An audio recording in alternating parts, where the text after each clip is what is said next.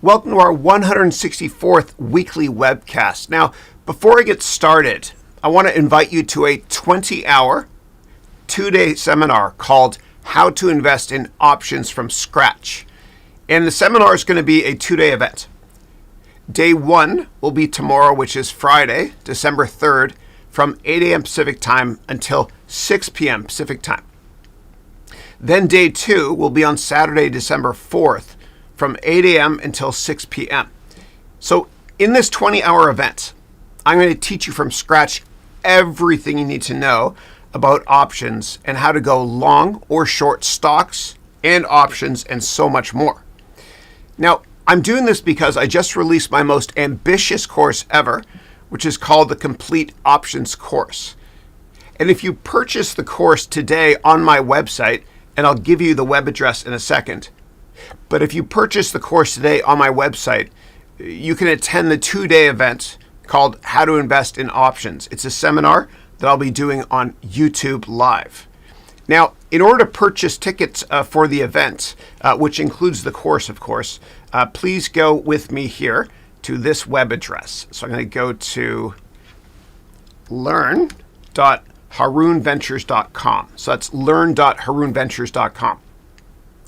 And anyone that buys the course right here, this guy here, anyone that buys the course today will be able to also attend the 2-day options seminar event that starts tomorrow. Okay. And if you did the gold or platinum version of my 1-year MBA degree program back in 2019 or in 2020 or in 2021, or if you've paid for the next gold or platinum class that starts January 10th, 2022, then you can attend the event tomorrow for free. Okay, so give me 1 second to just tee this up here. I've got another special surprise for you coming up in a minute. All right, cool. So now what I'm going to do is I'm going to show you the trailer for the Complete Options course in a second. And if you already purchased my gold or platinum MBA program, you can email us at support@harounventures.com and we'll send you free access to the YouTube Live 2-day seminar. So what I'm going to do now is I'm going to play the promotional trailer for tomorrow's event and Saturday's event. Okay. And if you have any questions at all about this event, please let me know here by typing here in the YouTube chat. Thank you. Everyone needs to understand options, including investors, entrepreneurs, CEOs, and CFOs, because it affects all of our lives. And options can make us a fortune or help to protect us from losing everything. Now, when you invest in stocks, it's offensive as you're trying to make money. But when you invest in options, it's offensive and defensive as you can protect your money as well. And did you know that the size of the global options and derivatives markets is 6 times bigger than the size of all stock markets? In this course, I will teach you from scratch everything you need to know about options so you can take your investing game to the next level. I will also provide you with many comprehensive and fun-to-use Excel spreadsheets so that you can thoroughly enjoy, understand, and practice investing in options from scratch with me. Now, I've used options a lot in my career. When I worked at hedge fund giant Citadel, also when I worked at Goldman Sachs in the venture capital sector, and as a student when I did my MBA in finance from Columbia University, where I humbly got the top grade in my class in my options course. Now, I love to teach based on my real-life practical experience and to make options very easy and so much fun to learn in this very comprehensive course. And no prior knowledge of options or stocks or how to invest is required to take this course, as there are 3 tracks, meaning 3 different ways to take this course. There's a beginner track, a genius track, meaning an advanced track, and there's also a very comprehensive all track, where students can watch all beginner and genius level lesson videos and exercise videos, plus many optional lessons and exercise videos. Now, this course contains hundreds of videos, and there are so many ways to take and benefit from many or all of the lectures in this course. And I want you to think of me as your very humble waiter. And when you go to a restaurant, You only order what you're interested in on the menu. Now, in this course, the menu items include everything you need to know about options, as well as many additional topics like how to go long or short a stock, or options, long and short as well, or commodities or ETFs, or what are other derivative products like swaps, futures, forwards, and how to do fundamental or valuation or technical based analysis on stocks and companies, and how to learn statistics and data analysis from scratch in order to take your investing game to the next level. There's a lot to it. I even teach you in an optional section how to use Excel from scratch, as I've used Excel on Wall Street, in the consulting industry, and in the hedge fund industry and venture capital sectors as well over a couple decades. I'm clearly dating myself there. So this very comprehensive options course is several courses in one. Now, in this course, I provide you with mini Excel spreadsheets so you can learn everything you need to know about options, including an introduction to options, how to value options using 3 different valuation methodologies, and there's also more than 35 strategies in the third part of this course that we'll create together that use either 1, 2, 3, or 4 options in a single strategy. And what we're going to do is we're going to start with the basic building blocks of options, and we'll build upon what we've learned together using many very fun props until we have this incredible aha moment and it all makes perfect sense. Now, there's a 30-day money-back guarantee on this course, so you have nothing to lose and everything to gain. This will be easy and fun, and I'll see you in class. Thank you. Now, before I take your other questions, what I'm going to do is I have an incredible guest I'm going to introduce in a second. And actually, I see a quick question here about the options course. Sorry, 1 second. Yeah, it only applies if you purchase it from my website for the 2-day event. Okay. Now, before I take your other questions about other business topics or questions you have, I see there's questions about China today. I assume I'm going to get a lot of questions about Jack Dorsey.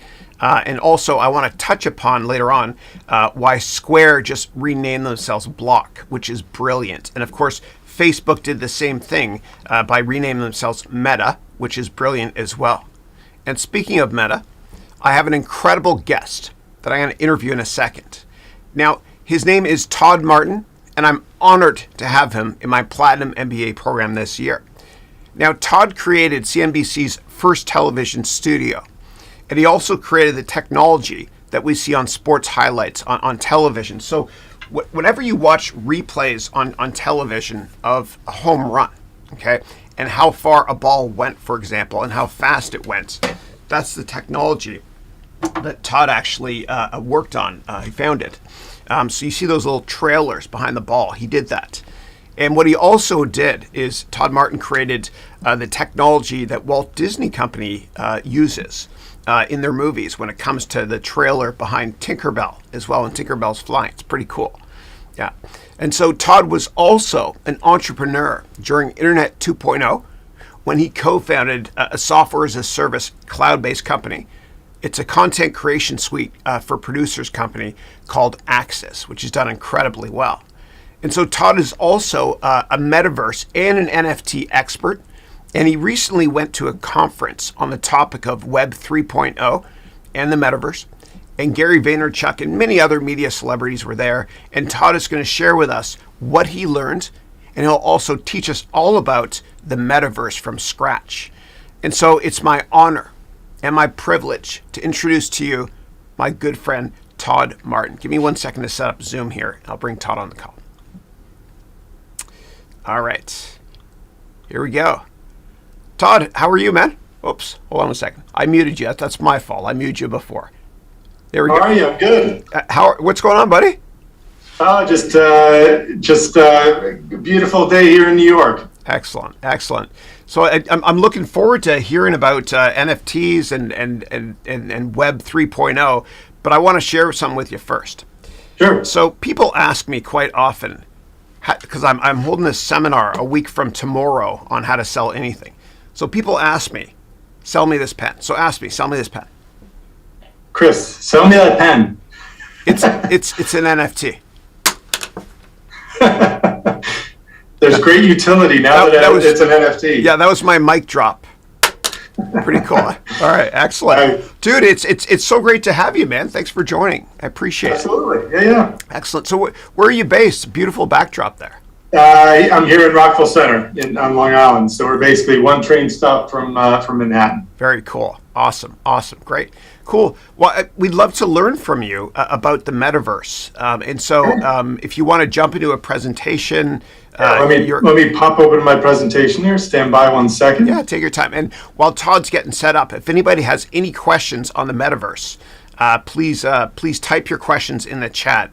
And after Todd is done presenting what this NFT metaverse thing is, then we'll take your questions there. Okay. So give me 1 second here. Now, hey Todd, do you want to share the other view? So I see the speaker view there, and I this happens to me all the time. Okay. Yeah. Yeah. Do you want me to take control of your computer and help you? Sure. All right. Hold on 1 second. Okay. Let me first of all install a virus. Okay. Just kidding. That was awful dad humor, brother. Sorry. All right. So usually what I do is I go use slideshow here. There we go. Okay, great. Excellent. So I'll let you take control. But then I can't see my notes. you can't that way. Okay. The last time we did this, I was able to see notes. See both. Okay. All right. Here's what we'll do then. All right. So, okay, do it the way you want to do it, and I'll crop it within Wirecast so that everybody can see it. Okay. Perfect. And while you're setting it up the exact same way. Hit escape and start again. And let me just there you go. So stop me from controlling. So while we're setting up, I'm going to show everybody Wirecast here. Okay. And what I'm doing tomorrow and on Friday is I'm going to be teaching this options course from scratch. And so you'll see here I have thousands of lectures. Okay. Or of hundreds of videos. So we're going to do hundreds of videos tomorrow. And what I'll also do is I'm actually going to be doing over 200 Q&A sessions tomorrow and on Saturday. So the way it's going to work is I'm going to play a video from the course, and then I'll stop and I'll take questions. And it's very interactive. There's lots of exercises we'll do together. All right, hold on 1 second, buddy. All right, so I'm going to go over here, and now what I'm going to do is I'm going to set this up here. That was pretty good filler, eh? All right, hold on a second. Good stuff. It's good. All right. All right, hold on 1 second. Nice tap dancing. Excellent. Thank you, man. Thank you. All right. So I'm going to actually do a screen share here. Give me 1 second. And I'm going to share just Zoom. And then what I'll do is I'm going to crop the screen there. Okay. Window configure. And I'm using Wirecast. All right. Great. Yeah, that's a great tool. It's cool. Yeah, it's neat. Zoom. The only problem I have with them is that during COVID, what they did was they actually they raised prices a lot, and they asked me to be a sponsor as well, or whatever, put me on their home screen. I refused to do it because of that. All right, one second here, guys. I promise you that this will work. All right, so hold on. I'm going to go here. I'm going to go to configure, and we're going to do monitor instead. And then what I'll have to do is I'll have to drag this way over here. Okay, hold on a second. Thank you, everybody, for your patience with me. Yeah. All right, I'm going to grab this here in the corner. We'll see if this works here.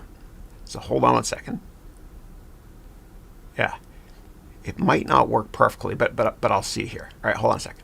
So I'm going to go here to the corner. And I see that. Okay, great. Now, Todd, is there a way that you can make your notes a little bit smaller or no? Not sure. Let me see here.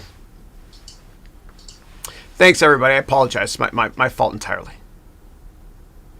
Actually, it might work, actually. Hold on a second. All right. And I think we're almost good to go there. I think Zoom, I'm surprised that Zoom just doesn't take the direct out of the presenter view. I know, Strange. totally.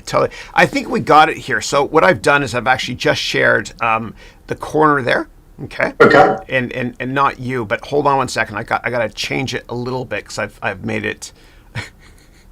I feel like my mom and dad asked me to turn on the VCR or something.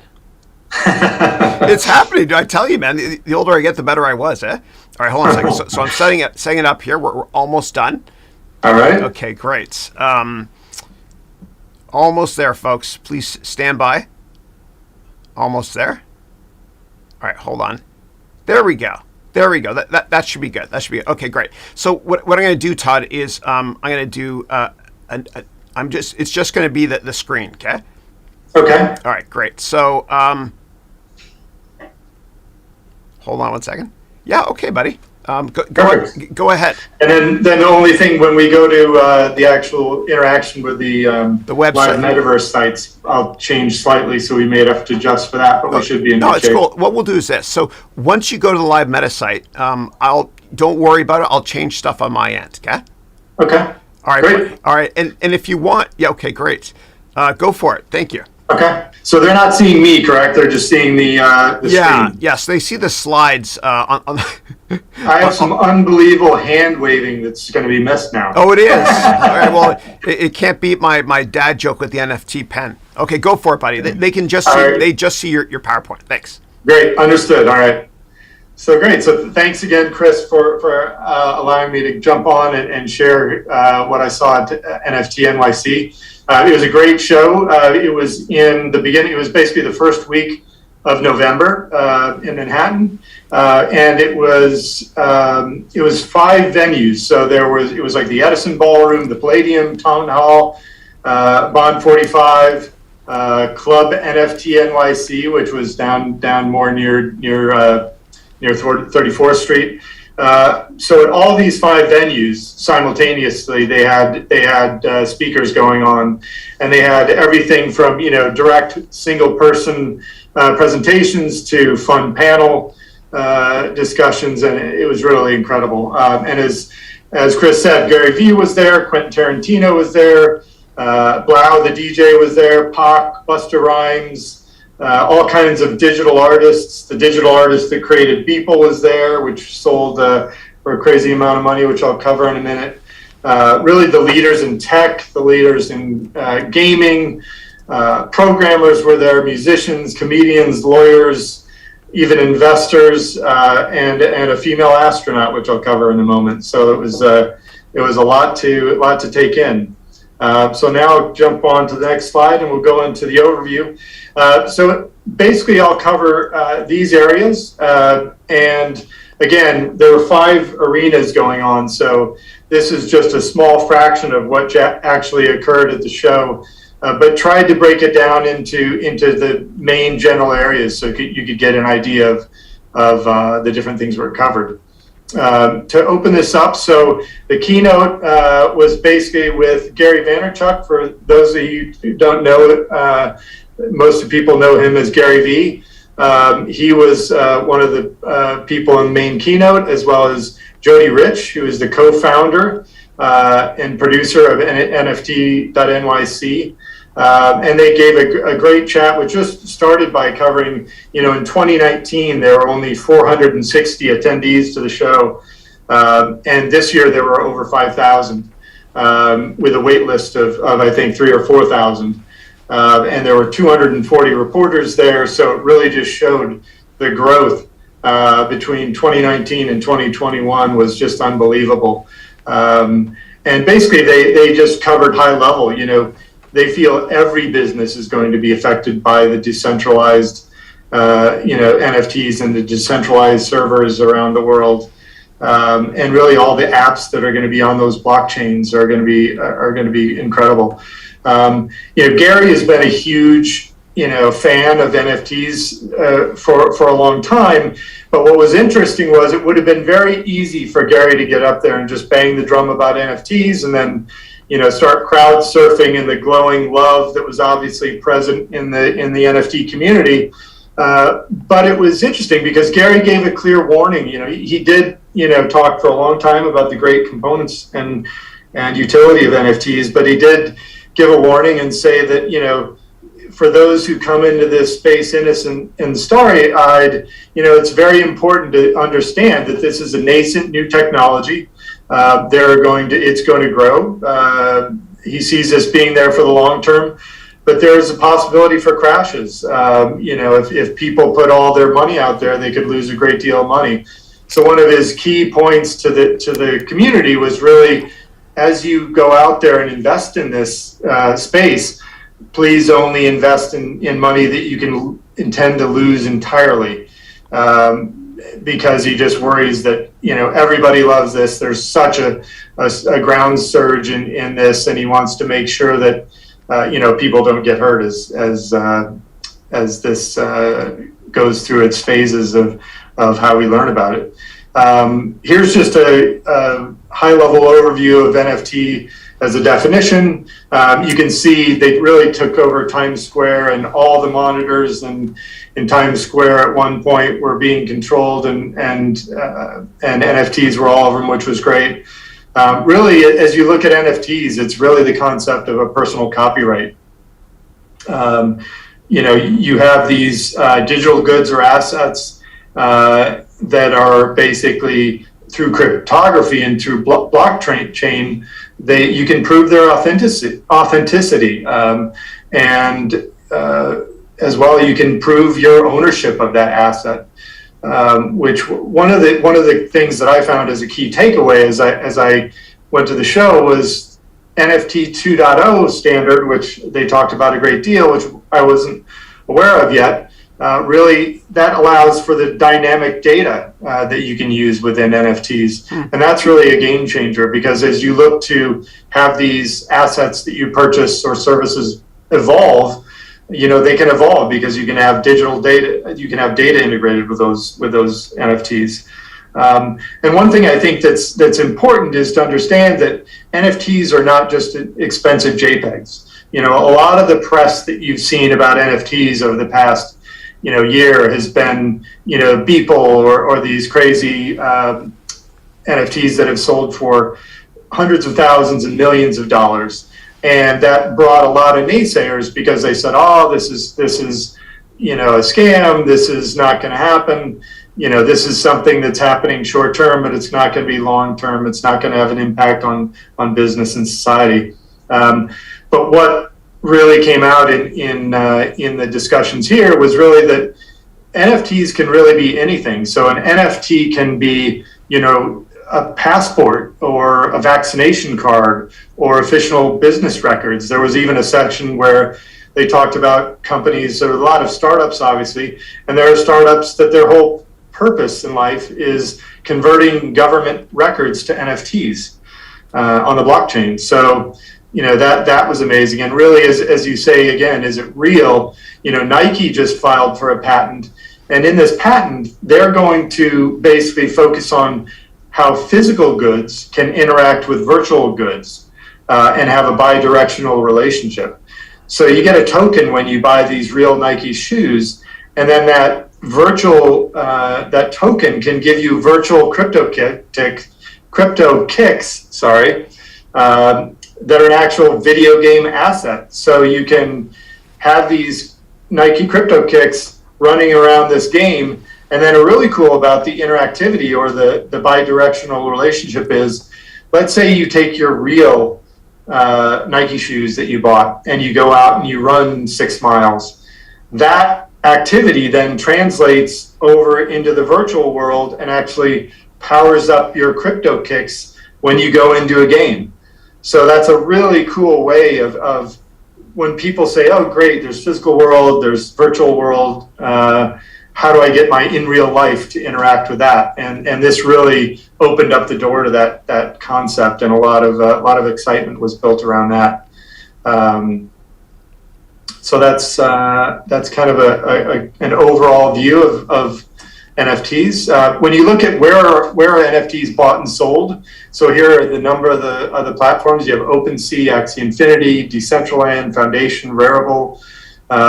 All these platforms are growing. There are a lot more coming, and it's going to be interesting because as with anything, there will be growth, there will be losers, there will be winners. So some of these, are main players, and others may fall aside as the economy and as the community evolves. a key thing that came up a lot was carbon neutral, gas fees, friction. So as you go into this world, Hey, and you want to, Todd, so yeah. sorry, this is great. Can you explain gas fees? What does that mean? Sure. So those are fees that are charged basically when you want to have, like, let's say you have an NFT and you want to have that what's called minted. So you want to put it, you have an NFT of something, of that pen that you just had, and you want to put it on OpenSea. So you need to mint that first. So you go in and you mint that, and to mint it, there's a process. And if you go online, there are a number of great sites, and NFT.nyc is a number of it. There's also the NFT Bible, which you can go to and see these processes in depth. But basically, it allows you to mint the NFT. And when you mint it onto the blockchain, so it basically goes from it being an isolated item to it being minted on the blockchain, you have to pay a gas fee that gets the engineers to basically mint that into the blockchain, so it has an identity, that it has that makes it unique to you. Cool.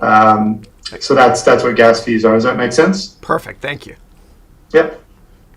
And Metamask, the wallets. So when you want to have a currency, a cryptocurrency to purchase NFTs, there are companies like Metamask, and Metamask has seen 19x growth over the last couple of years.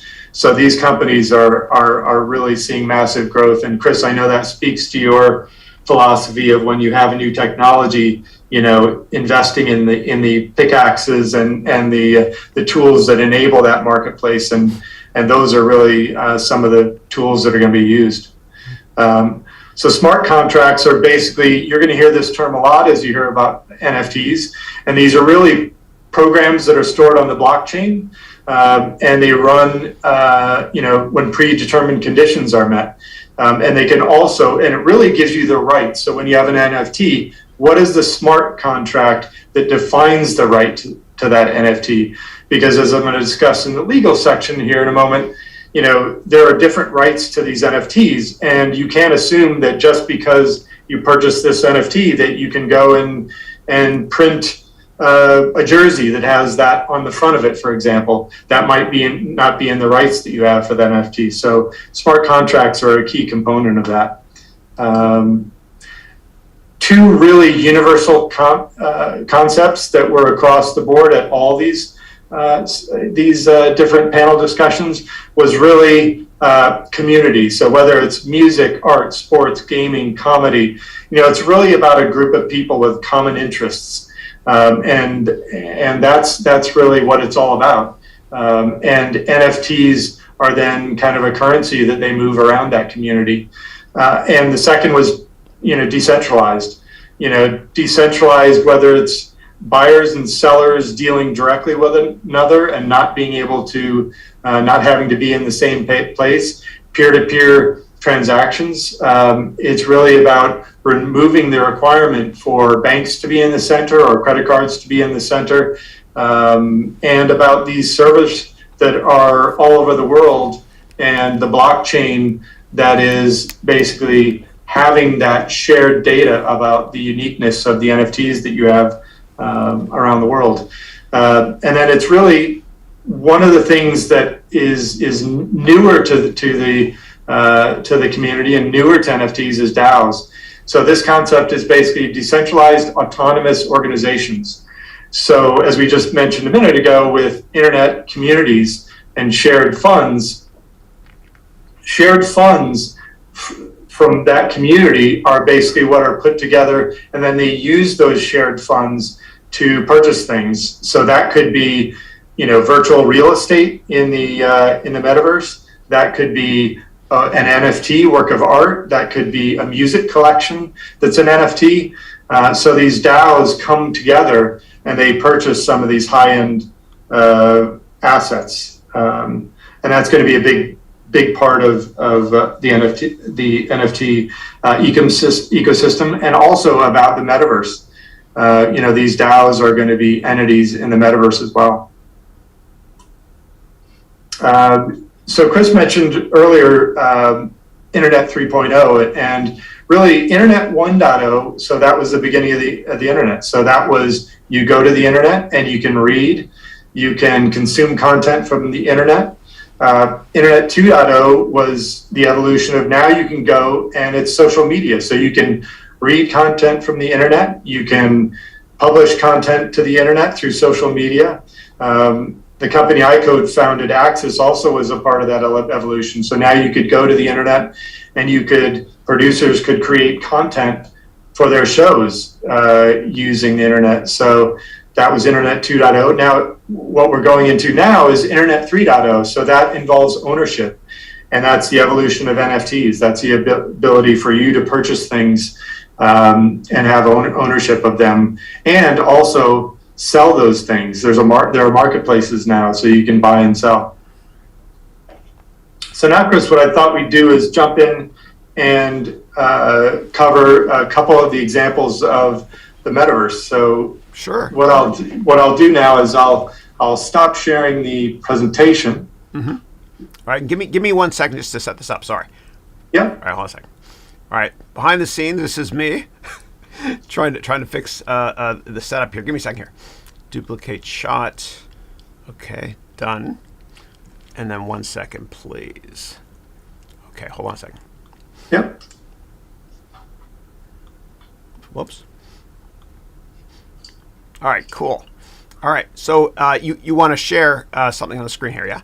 Right. Yep, so I'm going to share show you Metaverse in a moment here. Oh, cool. Oh, yeah, this is dope. I remember you showed this before. I love this. This really explains it, the power of what this could all become eventually. Cool. And what website is this, Todd? So this is showyouNFT.com. Okay. And when you go there, that'll take you to the general website Cool. where you'll see. So they have a number of different marketplaces.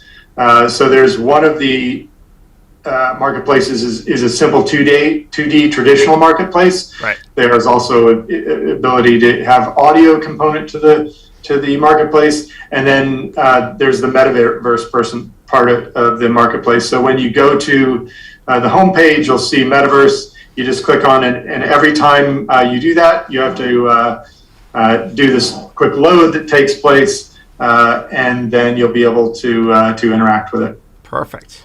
All right. So SushiSwap is one of the up-and-coming decentralized exchanges, and SushiSwap is the one that created Shoyu. Okay. This is so this will give us kind of a good understanding what Web 3.0 could be, or Metaverse. Yeah. Okay. Exactly. Yeah. Cool.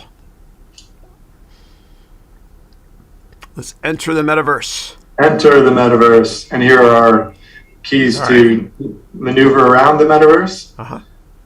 So as you can see, I can look around the Metaverse in this 3D space, beautiful space, and I can move through my Metaverse here. Huh. And I can also, one of the things I want to do is show you the gallery section. So one of the cool components of this approach and really when SushiSwap created shoyu, shoyu in Japanese means soy sauce. And everything around SushiSwap is based around terminology, based around sushi, even like the bento box and other cool components that they have. But basically, the way they're trying to differentiate themselves in this space is that there are many different galleries for NFTs. But what Shoyu does, and it's kind of a play on words the way they've named it as well, because it's really show you. And what they do here is basically they give you the ability to see it in 3D space. So as I move about the space, I can go to this gallery, and then I can click to enter the gallery. This reminds me a lot of Oculus. So I saw Mark Zuckerberg's presentation on what Internet 3.0 could look like. And it's basically Oculus. You put on the headset and you start in your home room with a fireplace, a nice view of the mountains, and then you can walk around to different rooms. Yeah, exactly. Oops. Pardon me. Did you just lose No, the no, we're image? good. We're good. Yeah. Okay. Yeah. Cool. Okay, so it looks like this is a Metaverse or Internet 3.0 demonstration going through a gallery or somebody's house, right? Yeah, so basically what they have is, so Sushi Swap, the way they've set this up is, this is a personalized gallery. So again, what I mentioned earlier, traditional galleries are simple, flat 2D environments where you're seeing things that you can purchase. But this gallery involves a completely immersive experience. So, and each one of these galleries, you can purchase skins for them so they can be personalized. So this is a very futuristic, traditional Japanese environment that you're seeing here with beautiful content. And as you move about the space, you'll see different NFTs being displayed. But this could just as easily be a beach house, or it could be a house in the mountains, or it could be a futuristic gaming environment. So those are all skins that you're going to purchase to show you for how you want to display your content, your NFTs in this environment. Amazing. Very cool. And so will people be wearing like a headset for this, or would it just be is Internet 3.0, is it virtual or augmented reality, or is it a browser-based application like this where you don't need to wear AR or VR headsets? Sure. Well, basically we're experiencing part of it right now. So this is a way to consume, the metaverse through this website. But also obviously you could be wearing a headset and using this as well and moving about the space just like you would in a traditional game. It's amazing. It's so interesting because you look at the largest tech companies in the world, they know that AR or VR is the future and they've all invested in this. And so Oculus was purchased by Facebook. Microsoft bought a company called Hololens, which is a VR headset company. You also have Google that invested $500 million in a Florida-based company called Magic Leap. And of course, Sony PlayStation just had the 5th anniversary of their VR headset. So the market is going this way. We don't know what it's going to look like right now. And even Zuckerberg says he doesn't know what it's going to look like exactly, but it's happening. And I think, and the best way, as you mentioned before, I think the best way to invest in the metaverse is to find companies that make the products to make it happen. Like back in the 90s, the best internet investments were not the crappy website companies like pets.com, but it was companies like Cisco, ticker CSCO, that provides all the plumbing and infrastructure to make this happen. Yeah. Exactly, yeah. And with Oculus and Mark Zuckerberg, obviously they're basically giving you away the product at cost because they want to get people into their ecosystem.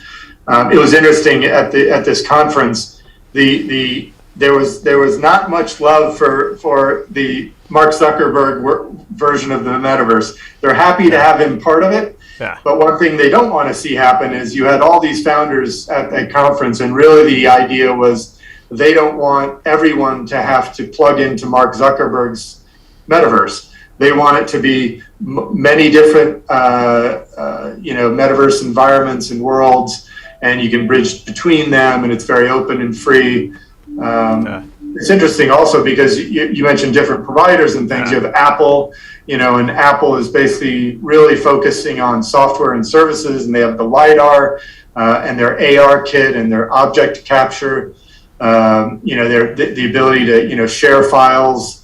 That's going to be key in the metaverse because being able to move files around to different metaverse worlds, and the idea that people are saying they're going to be coming out soon with these glasses. They're kind of taking an evolution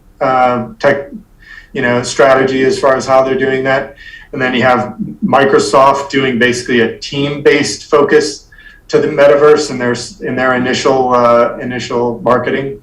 You have NVIDIA, which is obviously a graphics powerhouse, and their Omniverse. Roblox, as of April, Roblox had over 203 million monthly active users engaged in their digital Second Life. So, a lot of these people, they're saying, how do you see this? Well, you can go to it now. You can go to these environments now. And then you have Niantic, which was the original Pokemon Go. They announced their launch of their AR development kit called Lightship, and really their focus is around being easier and more accessible. And then you have Qualcomm. They provide the building blocks for the new AR apps, and really their focus is more not about dominating everything themselves, but about providing the tools that you can use that you just mentioned, Chris, to be able to build your own version of it. Right. That's probably one of the many reasons why NVIDIA, ticker NVDA's market cap is now bigger than Intel. They've kicked ass, obviously, in the graphics market, given the fact that graphics cards are used in video games and, more importantly, in cryptocurrency mining.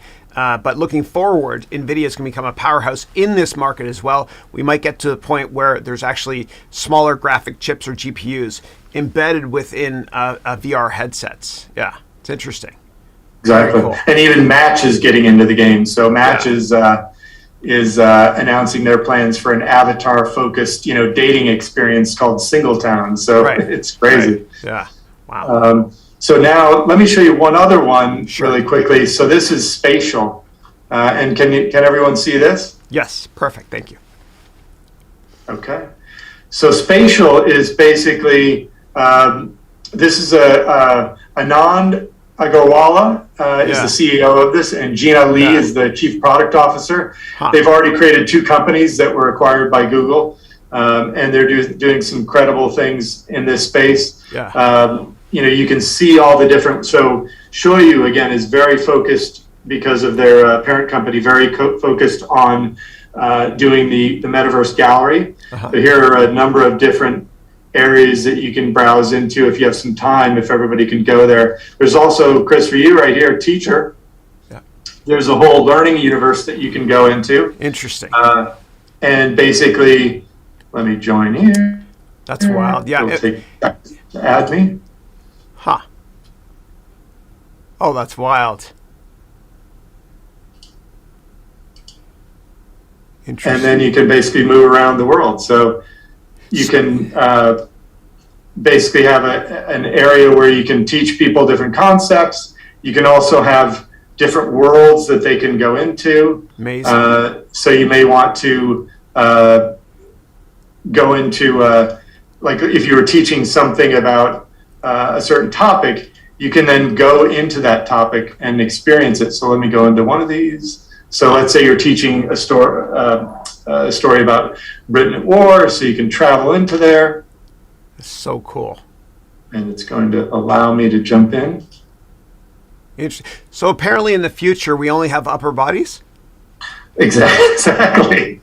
So I guess core is going to be, it's going to be important to keep our ab workout going, because that's what everybody's going to see. So again, here's an example of, now you can go into this space, and it's a learning environment about Britain at war, and you can see all kinds of examples of that, and watch videos and that kind of stuff. Cool things that you can see in this space. But it gives you an idea of, really, it's the sky's the limit as far as what you want to imagineer in this space, because it's basically everything's possible. You can have anything in this world. Here's an example. Again, we showed a marketplace before. This is education in that space. So this can be 2D things like you see on the walls with text and things that you can read. It can be videos, as you see here. It can be a 3D experience where you go into a whole nother world, like I did here. So really exciting things about that, and the way that's progressing. That's amazing, man. Really cool. Really cool. I'm starting to get it now a bit more so.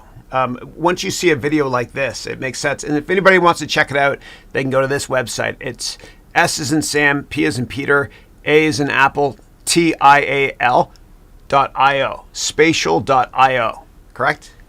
Yep, exactly. Cool. Nice. And the other one is Shoyu NFT. And you can go into that one, and that will that takes a bit longer to load, but it's fun to go through as well. How we're doing that gallery. Can you do me a favor? Can you go back to the main menu where you chose which rooms to go into? Sure. Let me see. Yeah. have to go. Yeah, that's because there was out of Star Wars. There it is. Hit Mos Eisley Cantina on the bottom, on the right there. Yeah. Yeah. Star Wars. I have to see it. Yeah. There are all kinds of fun worlds in here. Yeah. May the fourth be with you. Okay, I got it. Okay, cool. That's a Star Wars one. Yeah, let's walk around, man. Yeah. See what they got here. Yeah. And I'm trying to make a metaverse version of my MBA program as well. Something I'm working on for about 2 years now. I don't know what it's going to look like. I've been playing around with Adobe Dimensions, 3D products, whatnot, trying to learn the Unreal Engine as well. Now, is this stuff going to be developed with Unreal, or are there other software development platform kits that exist already for this? These are done with Unreal. Huh. And so, for example, the one I showed you first as well, yeah, show you NFT. That one is on the Unreal Engine, and it also has they use a Netflix style pixel streaming method as well. Interesting. Go to Han Solo if you don't mind. It's right behind you. Turn around. Yeah. Han Solo. Yeah. There's he was frozen in carbonite. Yeah. Right behind you there. Yeah. Yeah, you have to back up first. Yeah. It's so cool, man. Yeah. I love this. Yeah. I'm sure. LucasArts, I'm sure, is thinking about creating a game like this eventually. There's Han Solo. There he is. Dude, I got to go there because I'm a Star Wars nerd. So Harrison Ford was in Star Wars, obviously, 1977. And he was so difficult to direct, apparently, that when they did Empire Strikes Back 2 years later, at the very end of the movie, they weren't sure if they were going to bring him back. And so they froze him. And then they went through contract negotiations. And then by Return of the Jedi, they're like, okay, cool. We're going to still have him in the next movie. So they unfroze him. I had to go there. Sorry. But it's true story. True story. This is wild. Okay, cool, man. Well, thanks for showing that. I love it. Yeah. That's awesome. So why don't we jump? Should we jump fast back to the PowerPoint? Yeah, absolutely. And while you do that, I'm just going to tee it up here in Wirecast. Okay. All right. Hold on a second here. All right, so I'll go here to, I zoomed right in. All right, yeah, go for it, bud.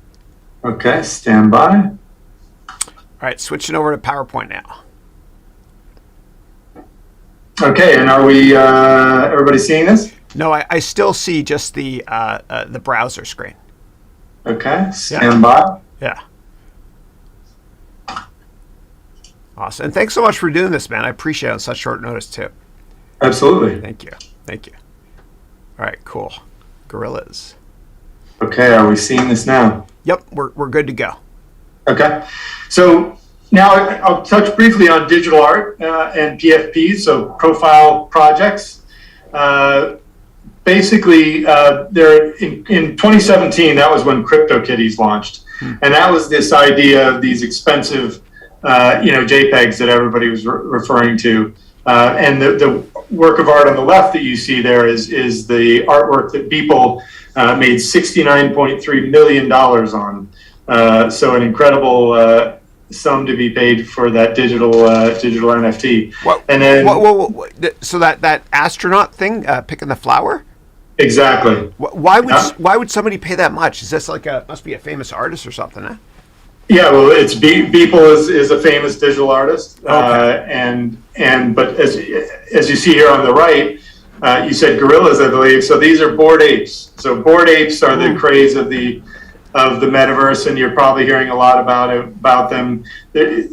Jimmy Kimmel, Jimmy Fallon, a number of celebrities have been purchasing them recently. These are two Bored Apes that Post Malone purchased for $734,000. Wow. And you may have seen, if you're a fan of Post Malone, you may have seen one of these Bored Apes in his music video recently, which is a good test of the legal rights of NFT holders. But yeah, so these are just examples of kind of the digital art and where that's happening in the space, and what's, these are the things that people have. They're very popular. People love them, but it's also the naysayers. These are things that they say are examples of why this isn't a real, thing that's going to continue on. Then I'll touch briefly on digital art with a cause. So, Cyan Proctor was the first Black female space pilot aboard SpaceX's Inspiration 4. And she won her spot on Inspiration 4 through Twitter, through a prosperity seat contest that they had. And basically, she presented a video that made her case for why she thought she should have that seat. And she won the spot on Inspiration 4. It's amazing. And one of the cool things was people would say, "Oh, it's you jumped on Twitter and you got this instant overnight success and got a spot on a SpaceX flight." Well, the interesting story about Cyan is in 2009 she made it to the final 16. She beat out something like 3,500 people who were trying to be astronauts. And she had this, she was chasing space her entire life. And was just persistent and never gave up. And so it's amazing that she beat out all these people and made it to the final 16. And the way she actually got to space was a Twitter, contest for the prosperity seat. That's wild. And around that time, she partnered with the Cosmic Pause folks, and they created these things called Mutniks. And so Mutniks are a new type of NFT project, and it's based around the Russian cosmonaut dogs. Right. So basically, in the early space race, Russia, took these dogs and put them up into space, and they were the first, living beings to go out into space and come back, and they helped the space race, and all these billionaires would not be going to space were it not for these dogs. And so that was basically what she did with her effort. And they actually sold 63,000 NFTs in 3 days, with all the proceeds going to St. Jude's Children's Hospital fighting cancer. And if you'd like to find more out about that, if you go to goingtospace.com, you'll see the NFTs. She took a number of NFTs to space with her. She also created NFTs when she was up in space. And also you'll see the Cosmic Pause site where you can see the other Mutniks, and also there's one of the engineers even created a random generator to create your own NFTs of the Mutniks and mint those. There's also, if you go to Netflix, there's a film called Countdown, which will cover Cyan Proctor's story if you'd like to see that. Cool. Cool. So then, again, those are two examples, but really some general digital art and collectibles concepts. It's really about community support for up and coming artists. So giving these people a living wage so that they can publish these out into the metaverse and into the public and get people to help fund them while they're finding their way up. Another cool thing was what you're seeing here in this image is generative art. So Coinbase had this cool station where you could use these controls. You could create a brand new digital work of art, and then you could publish it and mint it and set it up as an NFT from there. And it was another key kind of component of this was really the connection between the artist and the fans. So very frequently, artists don't have a direct connection with their fans.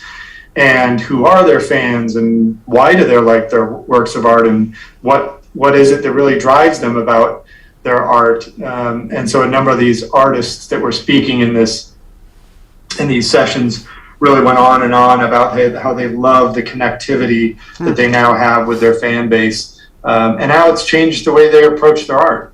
It's interesting. Well, Mark Zuckerberg is interesting because when he showed a demo of what the metaverse might look like, he showed two people that went to a concert. One person went in real life, and her friend was actually an avatar within the metaverse. And then they went backstage as well. Anyway, it's kind of interesting. We don't know what it's going to look like, but this is what you're doing here is you're really helping us to understand what might become Internet 3.0.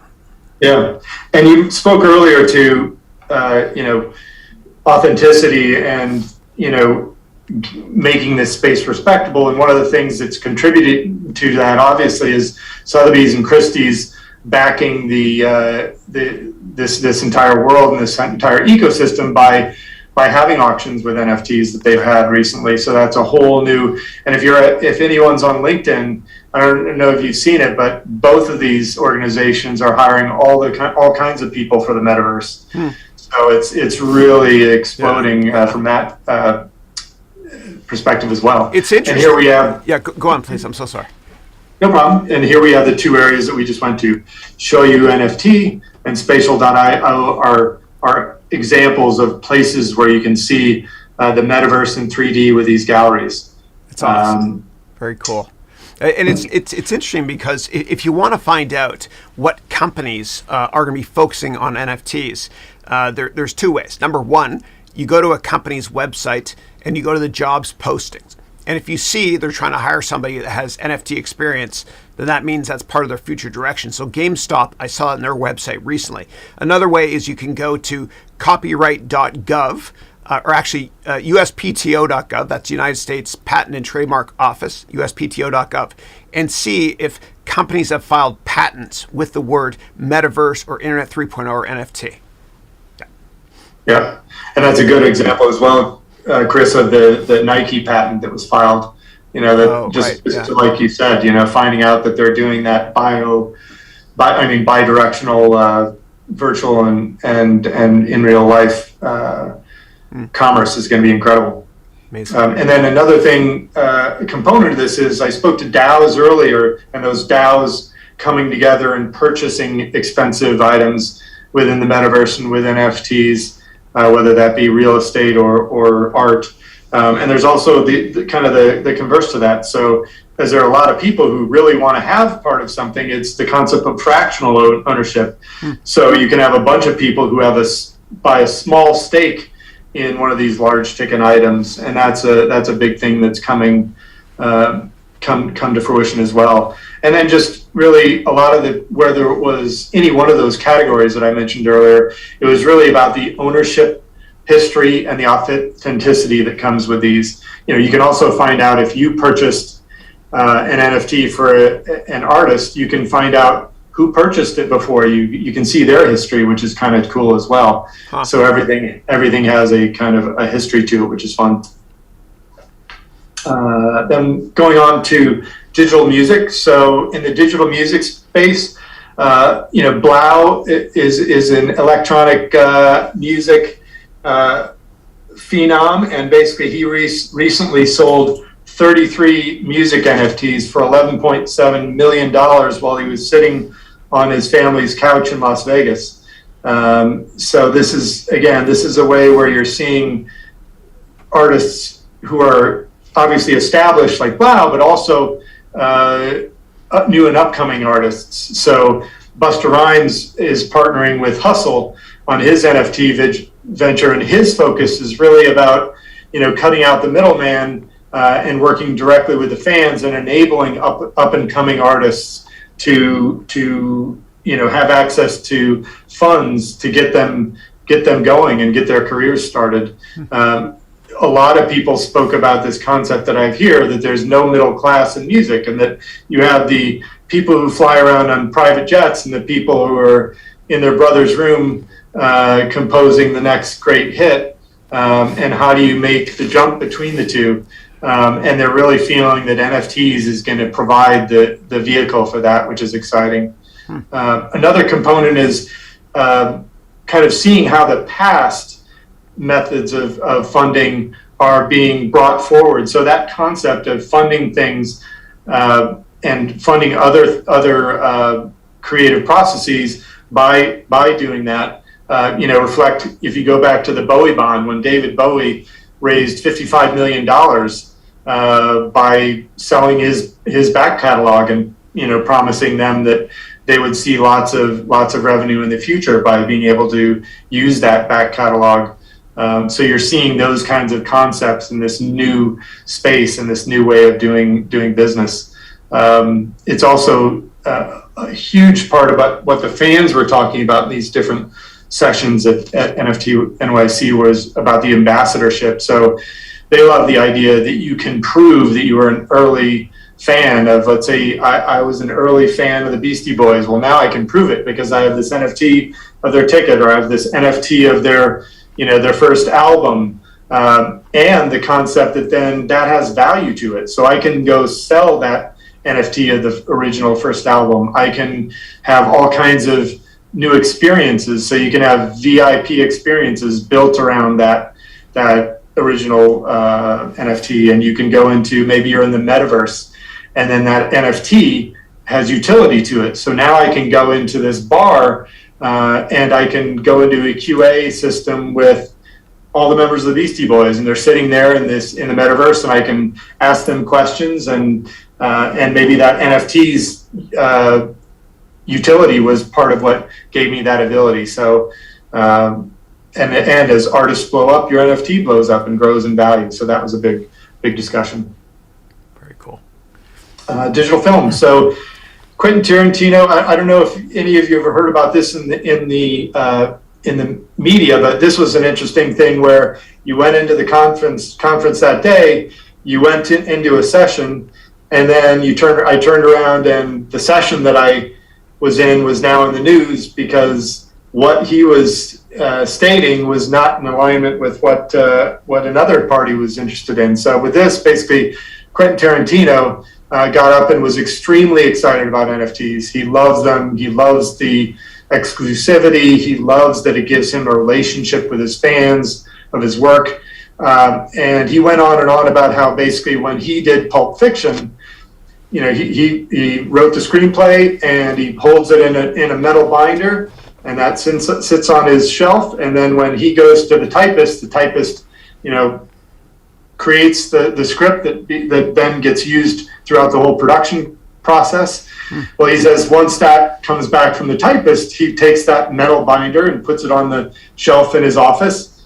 And what he's doing is he's going into that metal binder, opening it up, many years later, and he notices all the doodles that he had in the margins and all the inside story and scoop that he had when he was creating the different scenes, and all the ideas he had in his head. And he loved the idea that he's now going to create digital NFTs of different components of the scripts and sell those in NFTs so that people can have, fans can have unique,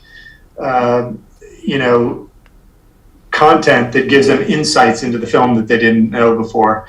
Really excited about it. But then the very next morning, Miramax announced that they were going to file a lawsuit going against him, that he had no right to publish any such digital material, such as NFTs, about Pulp Fiction. So it's interesting. It's both an example of digital film and how it's moving into the world where people will publish behind the scenes clips or things that ended up on the cutting room floor that people thought were interesting. They can publish those as NFTs. But now it's all about rights and who has the rights to that. So it's going to be a big part of it, Chris. Amazing. Gaming. So gaming was huge. There were gaming rock stars everywhere, from the people who create the different games to actual game players. And Todd, when was this conference that you went to, and where was it again? I'm sorry. It was November 1st through 4th, and it was in Manhattan. Oh, Manhattan. Okay. Okay, cool. And it was a number of 5 different venues. So they were simultaneously doing presentations and panel discussions. Cool. Thank you. Sure. And the first bullet point is kind of an attention grabber, but it obviously doesn't exist immediately. Mm-hmm. But really, there was a lot of groundswell discussion of how this could possibly replace, in the future, the game publishers, because you have all these people publishing NFTs and also doing games that are allowing people to have revenue from the games, and how that could free up these new game creators to not rely so much on the publishers. And really, play to earn was a big topic here, and NFT-based gaming. And for example, Axie Infinity. So this slide is about Jeffrey Zirlin, who's the head of Axie Infinity. And he really went into how, their focus when creating Axie Infinity was how you would be able to, the players would actually be able to earn. So 90% of the revenue goes to the players. And when you're going into the Axie Infinity world, there is a cost to it. I think it's somewhere, I don't know what the current rate is, but it could be around $50 to get 3 of these small Axie characters, which you see some of those in the image on the right there. And then you can battle them, you can breed them, you can do all kinds of things in the Axie world. And there's this thing called Slick Love Potion, which gives you currency within that universe. And you can have, with NFTs, you have property rights. So you have these gaming assets that you have in this world. You can have you can take the assets with you. A key concept in here was really many people stood up there. There was an interesting concept between what the marketing folks from the industry were saying versus what the gaming engineers were saying about this space. Right. So there's an overall concept where you have these assets. So let's say you play a game and you have a shield and you have a sword and you have a helmet, and you want to be able to. Those are your NFTs. Those are yours. So you want to be able to jump into Axie Infinity and use those 3 elements, or you want to jump into any other major game. Currently, that is not a reality. Currently, you can't. They're not portable. You can't just jump in and out of different worlds. NFT-based gaming. Long term, great. That's an idea. But the marketing people thought they were a lot further. They were presenting it. This was a lot further on than it is now. Whereas it was fun on the panel discussions to have the engineers, call BS and say, "I understand exactly what you're saying. I love it. It's the future. We're doing that." But the money is spent on making these incredible NFT games right now, and not making them interoperable with different NFT games as the top focus. But really cool discussions about gaming and the future of gaming. And then one of them really touched on at the end of this discussion, which was, if you see the couple in the second image there, so that's a couple in the Philippines, and that's Lolo and Lola. And Lolo and Lola had a small neighborhood store in the Philippines, and when COVID struck, all of a sudden they really had nothing. They had no customers coming into their stores. They had no revenue. They were worried about losing their business, and they got involved in Axie. So they started playing Axie Infinity, and over the course of a few months, they started making money, and they were able to keep their store. They were obviously enough to and able to keep a living wage where they could afford to eat and afford to live. And the growth in the Philippines was insane. It dwarfed the growth in the U.S. As far as growth of Axie Infinity, and just thousands of people playing Axie Infinity to make money to live, basically. It's amazing. They're based. Axie Infinity is a video game company based in Vietnam, correct? Correct. Yeah. Okay. Cool. Amazing. Yeah. And basically they saw an overall 8 times player base growth in 2020, and it's just amazing. And some of the concepts that spun off of the people in the Philippines playing this game to live during COVID, when times were tough, they actually had the concept of mentors or scholarships. So people who were, again, struggling to make ends meet, people who were making ends meet and had a number of these Axie would then give scholarships to people they knew or people who applied, and they would give them 3 Axie and say, okay, here are 3 Axie that you can use to play Axie Infinity, and they would make revenue using those 3 Axie, and then they would give them a profit sharing component of that for those who couldn't afford to pay to play the game initially. So just amazing things. And the gaming space and the gaming component of the show was incredible. Tons of people, tons of excitement about NFTs and gaming. One thing I think I mentioned to you that was a side note about that was, as all these people were embracing NFT-based gaming, Steam and basically Valve banned NFT-based games on Steam, and this caused a major rift in the gaming community, because so many people were Steam fanatics and came up using Steam, And so for them to love NFT-based gaming and saying, this is the future, this is where we're headed, and then all of a sudden they stated that they're not going to be doing that at all, is basically a huge groundswell moment of, angry that their loyalty was betrayed and all these things. So it's interesting to see. Huh. Fascinating. Okay, sports. So sports, obviously a huge natural connection for NFTs and collectibles is the sports ecosystem, because, baseball playing cards and all the fans who love their jerseys and all the different things that people purchased around the sports-based ecosystem is huge. So it's a natural fit for NFTs and the sports-based collectibles. This panel that I went to had John Kozner, he was formerly the ESPN head of digital media. Now he's a consultant in the sports tech startup space. Calvin Justus was an Olympic swimmer, also an artist and a model from South Africa.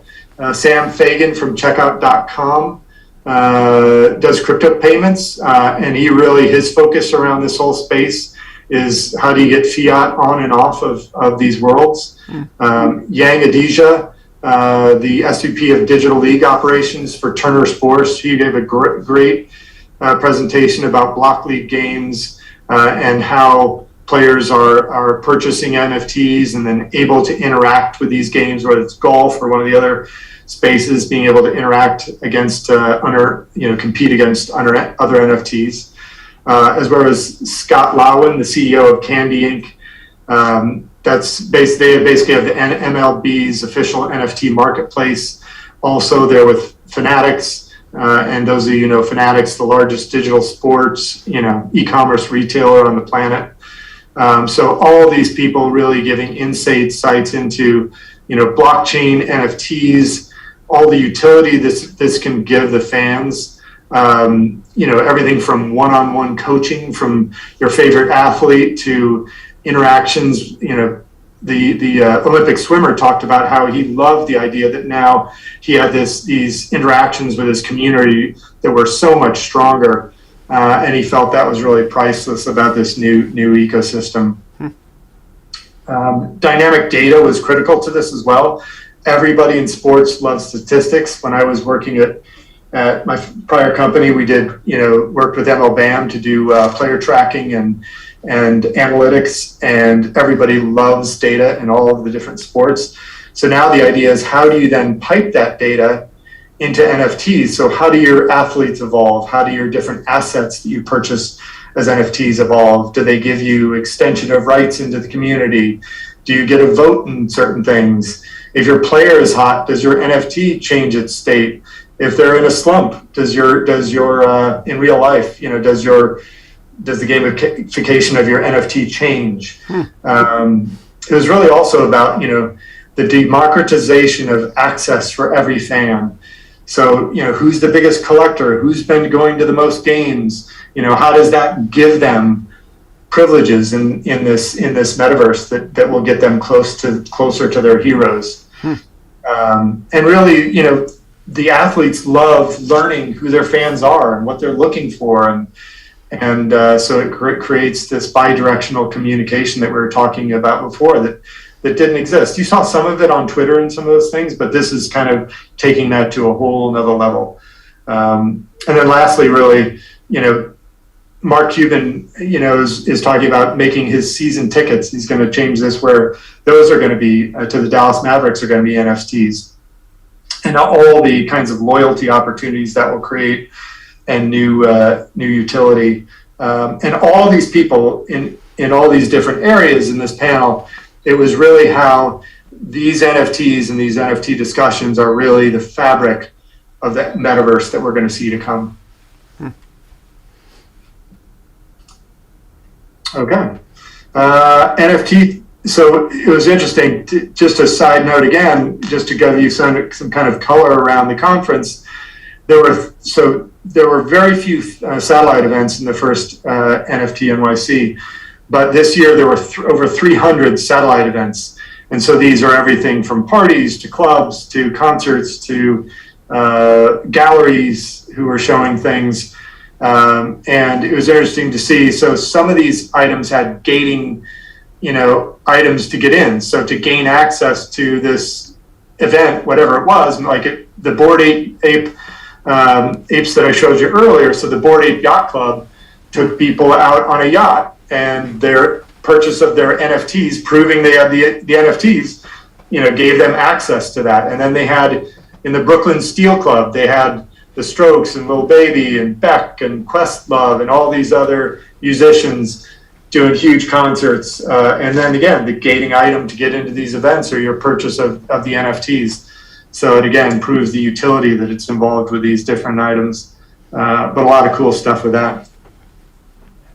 Then we run on to real estate. So again, as you talk about the marquee items that you hear in the media, the sale of the Mars house was another one of those watershed events where all of a sudden someone spent 288 Ether, which at the time was the equivalent of $500,000 for a house that doesn't exist in the real world. So this is a house that is in the Metaverse, and there's a digital NFT for that house.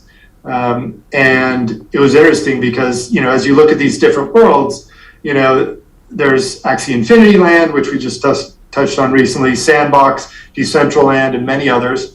And in these worlds, and you see these are just high-level pictures of the spaces. And when you go into these auction platforms, you can see neighborhoods, and you can see who owns this plot and how big this plot is that you're maybe bidding on, and who's your neighbor, that kind of stuff. And when you look at these things like $500,000, well, what justifies $500,000? And there's all these analytics going on now where you say, well, the foot traffic for this area is very high. You're right next door to Atari. You're right next door to a Coca-Cola experience that's launching, and that's how people are going into this ecosystem and justifying pricing. And it was interesting, Airbnb on their homepage, they actually have an offering so you can go in and you can learn about how do you purchase space and do an Airbnb based approach for real estate that you purchase in the metaverse. So if you just bought that Mars house, how do you Airbnb that so that you can make it available for large events that people want to do? Crazy stuff. And even, discussions of NFT based mortgages and borrowing against assets that you have in the metaverse going forward. That's a lot of excitement around real estate, and really you're seeing the prices in these. If you go to any of the marketplaces, you won't believe the prices that are happening for these virtual worlds. Amazing. Okay, near the end here. So legal and taxes, as I mentioned, this is kind of, everything is so new in this space that it's really the Wild West. As I mentioned before, Quentin Tarantino saying, here's what I'm doing, and then Miramax the very next morning saying, no, you're not.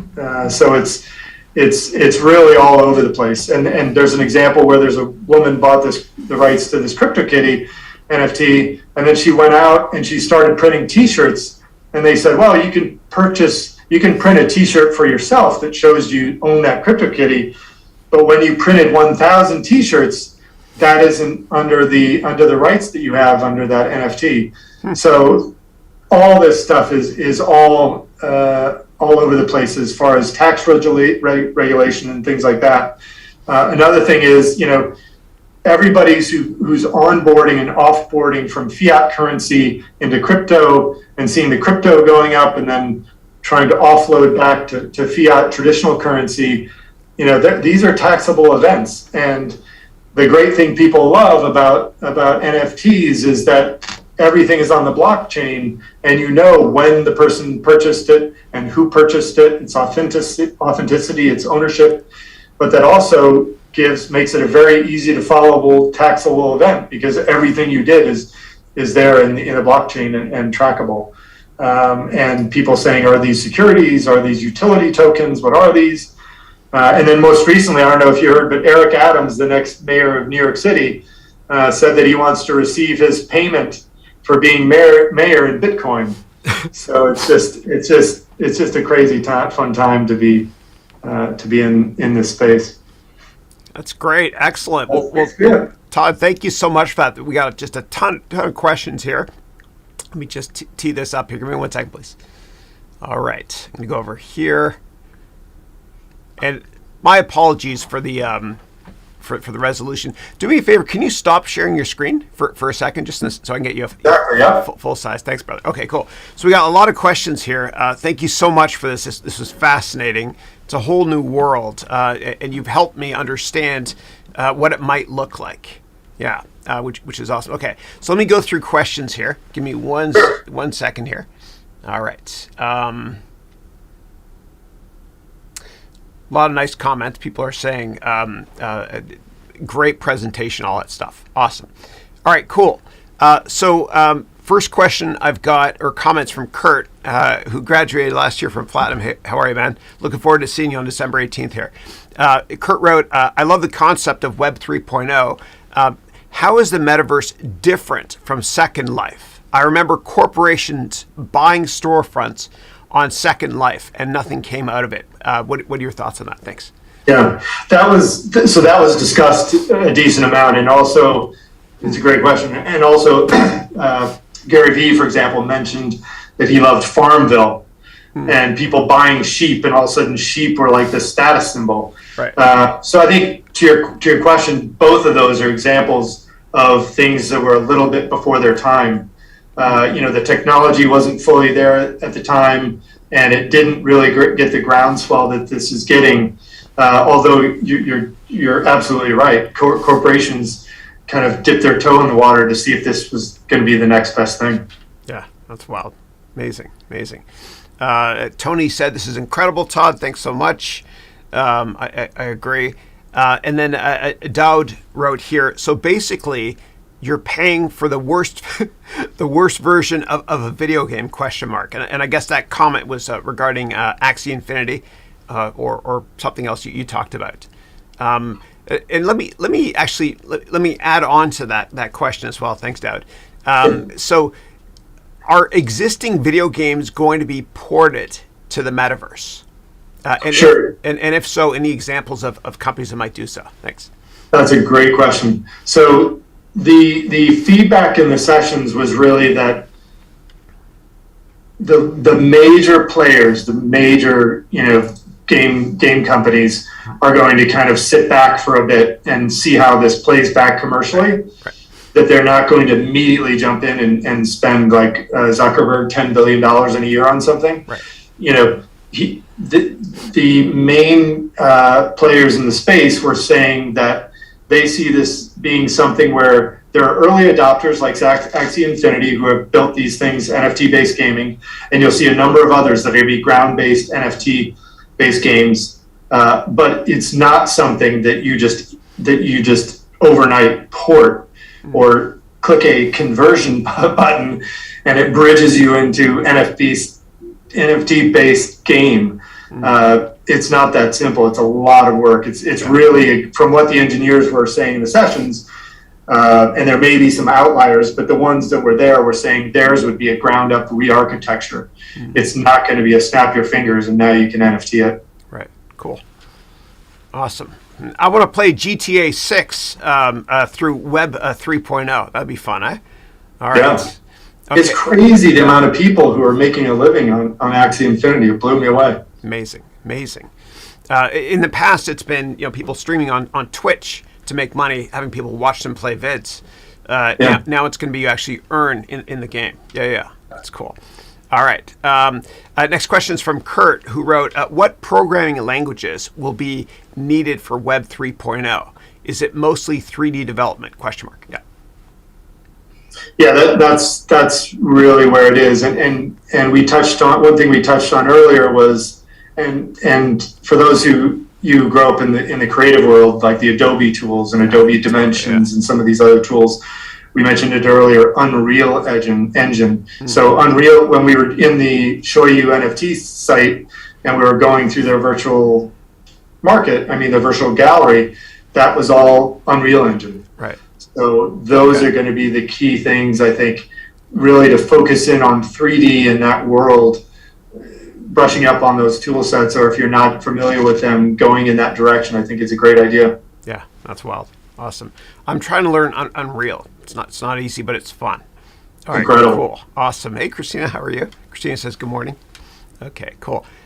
Next up, Tony, who's from Montreal, lives in Toronto now, and his fiance works at Blake's, right? A law firm. Okay. Or maybe you're married.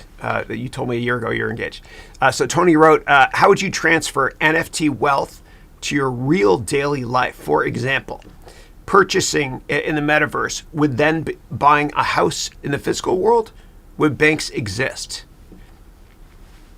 Yeah. So basically what you do, and it was interesting, across the board, I should have put this as a third concept, was in every session, the key focus was around reducing friction. Mm-hmm. So, and friction being right now, it takes a bit of time for the average person to go from saying, I want to go sell some things on a marketplace for NFTs or purchase some, and how they navigate that world, because you have to have a wallet, you have to get cryptocurrency, you have to purchase things, then you have to figure out how am I going to get those digital currencies, cryptocurrencies, whether it's Ether or whether it's Bitcoin, how do I get that then back out to fiat currency? And that's really what the big DeFi and the big digital decentralized exchange platforms do. So they get your currency from fiat currency to cryptocurrencies and back. Okay, cool. Awesome. All right. Next question is, what could potentially happen in terms of security? We might be in a world where robots and AI compete with humans. You could end up with your wealth going to zero.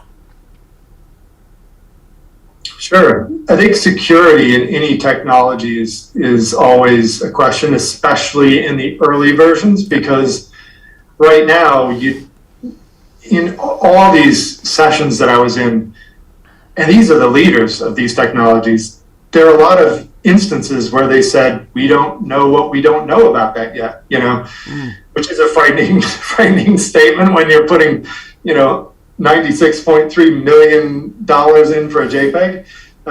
But it's really about what Gary Vee said, I think. And that was, as you go into this space, tread carefully, do not invest any money that you can't afford to lose entirely, because there are things that aren't known about this yet. And AI is going to be a huge part of this as well.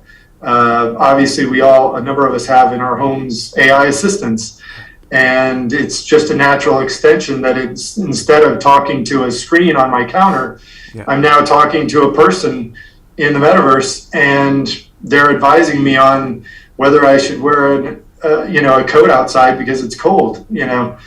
So it's going to be incredible. The security is a serious concern, but I think you have to basically tread into that cautiously. Yeah, absolutely. It's a great answer.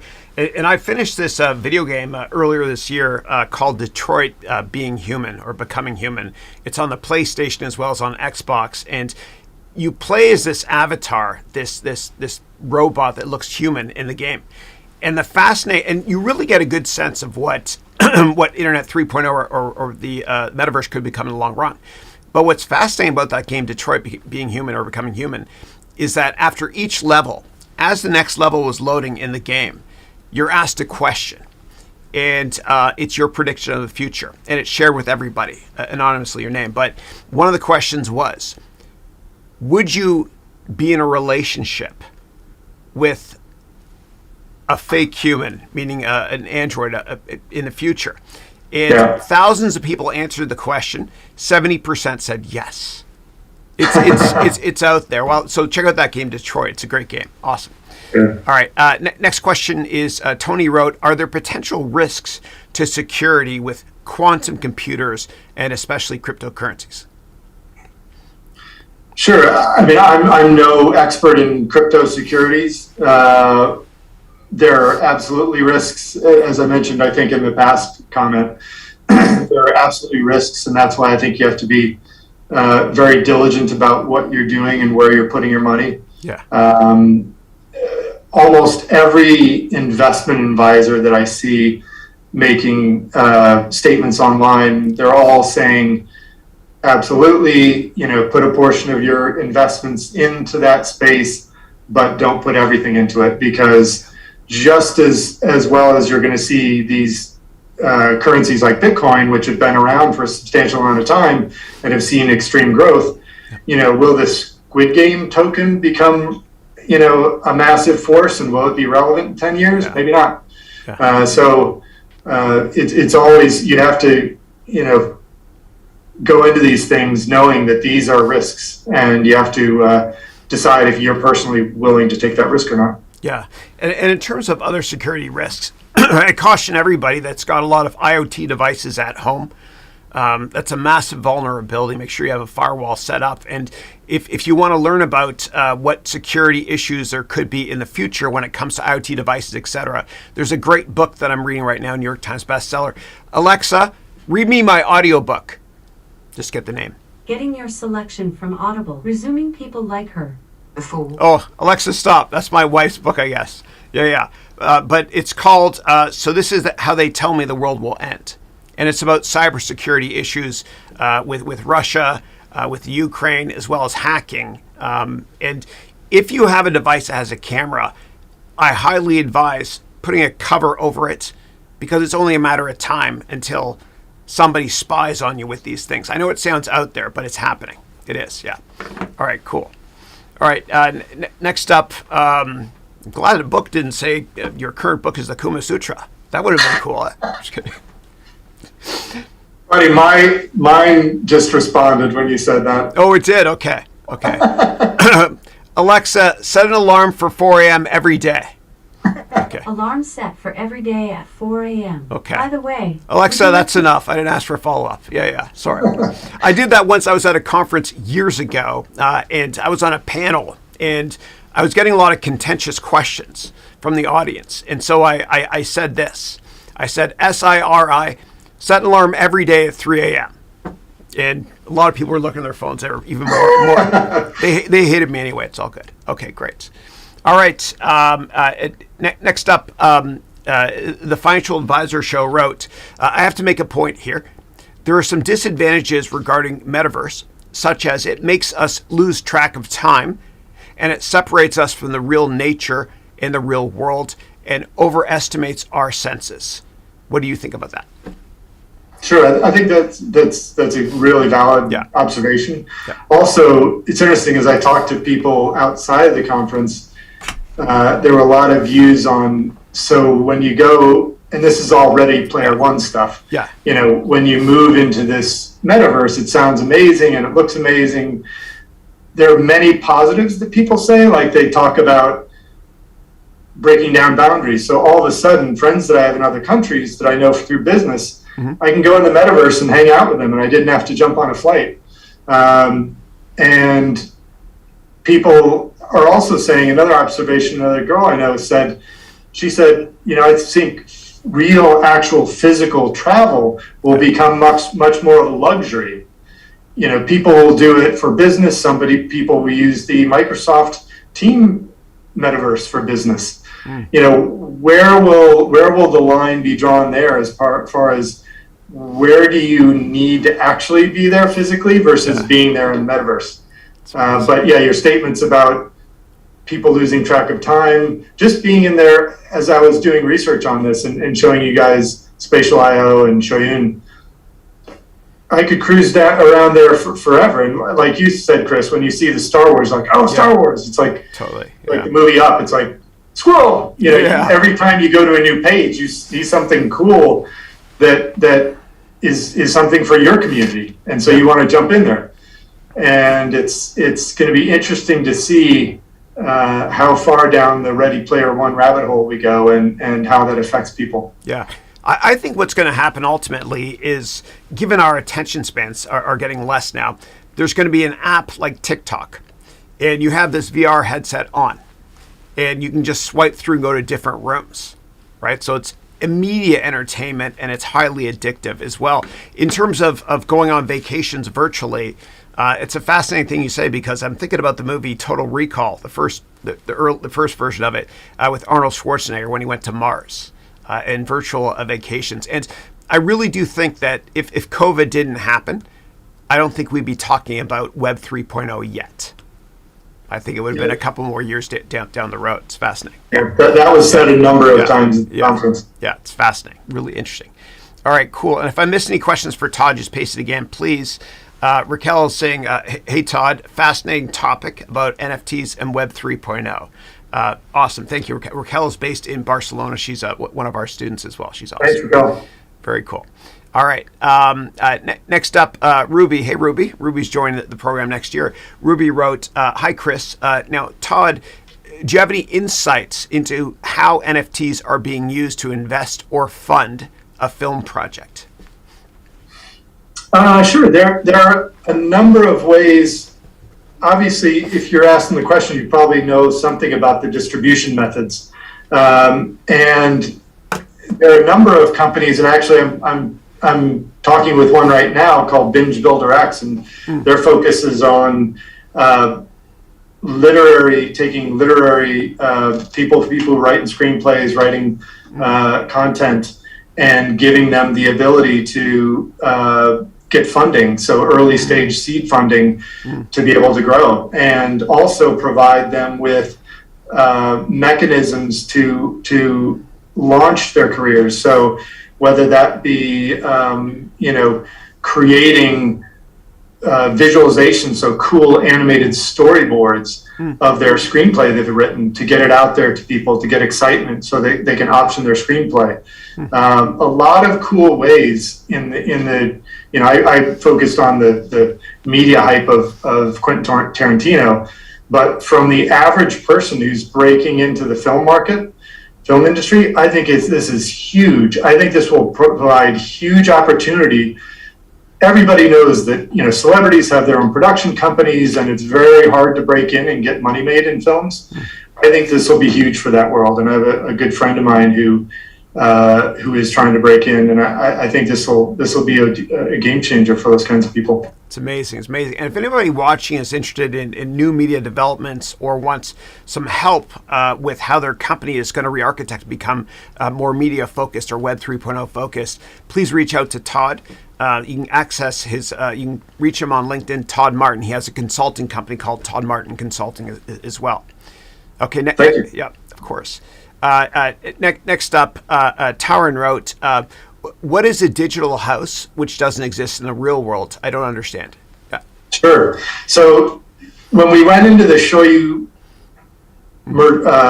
universe, when we went into their metaverse, that is an example of, you could say that's a virtual house. So you could say that gallery, the Japanese contemporary cool gallery, you could say that's a house, and you could buy that house, but then of course you own the house as an NFT, but it's not anywhere in the real estate. So then in theory, you need to buy real estate through one of the marketplaces to go onto Coinbase and purchase real estate to be able to have a spot to place your house, which is a crazy concept. And then I'm sure there's going to be issues of, well, your house is too big for the land that you purchased. Yeah, exactly. Maybe that rule goes away. Who knows? Well, it's fascinating. Well, I think about Airbnb, and the best way I understand this is that you can rent a house, like a gallery, for example. Or what you can do is, let's say you have a conference. I'm holding a big conference. Like tomorrow and Saturday, I'm holding this big options a conference online, and I could rent somebody's house or a massive conference room, so we could all virtually be there as well. So it's we'll see how it all plays out. It's interesting. Okay, cool. That's why it was interesting too. I think that Airbnb they're getting in front of it. Instead of resisting it and saying, "Oh, everybody's going to the virtual world. What about the real world?" Instead of resisting it, there's a course online for how you can use it in the metaverse. So that's a smart move. It's amazing. A lot of companies are starting to kind of, from a PR perspective, embrace the metaverse and NFTs, which automatically adds market cap to the value of the company.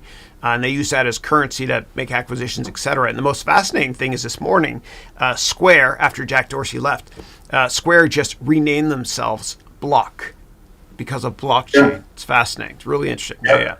Cool. All right. Next question's from Raul, who said, hi, Chris and Todd. If someone owns an NFT like real estate and that person passed away, what happens to that NFT? Is that lost forever, or does it go back to the market? And how would that happen? Yeah. I think a lot of that is still evolving, but the current thought, there was a whole legal work stream at NFT NYC where there were tons of lawyers, and I went in there briefly and went through a couple sessions, and all that is very fluid, but the concept is it's an asset, it's something that you own, and so that would, just like you own a car, or you own a house, or money in a bank account, those things are then taken care of through wills and the normal legal process. And it was interesting, there was also a company creating an NFT time capsule where you could create a snapshot of your life and your world and all these things that you could, if you did pass away, the people, whoever you felt was close to you and you wanted to receive that, would receive this time capsule that would either speak to them or provide a snapshot of your life, or literally anything you want. It's fascinating. And for those out there like myself that are having kind of issues understanding this whole virtual concept of owning stuff, the younger generation, like my kids, they have fewer toys, physical toys, than I had growing up. But they're used to owning digital rights to stuff in the cloud, whether it's a skin in Fortnite, a movie, etc. And so it's interesting. And I saw the big generational issue with my kids a while ago. It was time for dinner. And I told my kids, hey, come to dinner. And they said, no, Dad, we're playing a video game. And I said, well, pause it. And they looked at me like, you're crazy. You can't pause a game online. So anyway. It's happening, man. I'm getting older. I'm having senior moments too. All right. And Rajesh said, I really like today's concept of live, and I think Todd is awesome. Thank you so much. And then next up, Yolanda, who graduated last year from the program. Yolanda, thank you so much for that email. I haven't gone through yet. I'll respond very soon. Thank you. So Yolanda wrote, does Todd know about the therapeutic metaverse? Let me ask him. Todd, do you know about the therapeutic metaverse?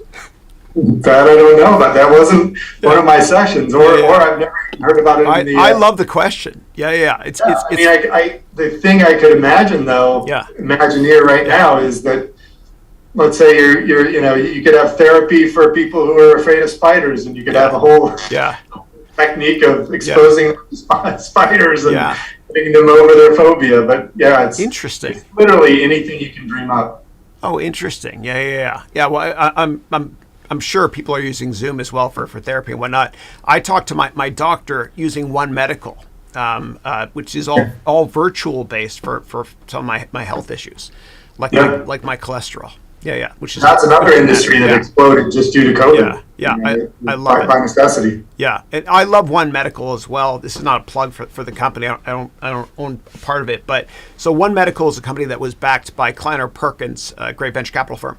And what One Medical does is they have offices all over the United States, and you can book online a doctor's appointment, and the doctor will actually show up at the right time when you go there. Right, and so it's schedulized appointments. You can do virtual ones as well, which I've done a lot of recently. Great. All right, cool.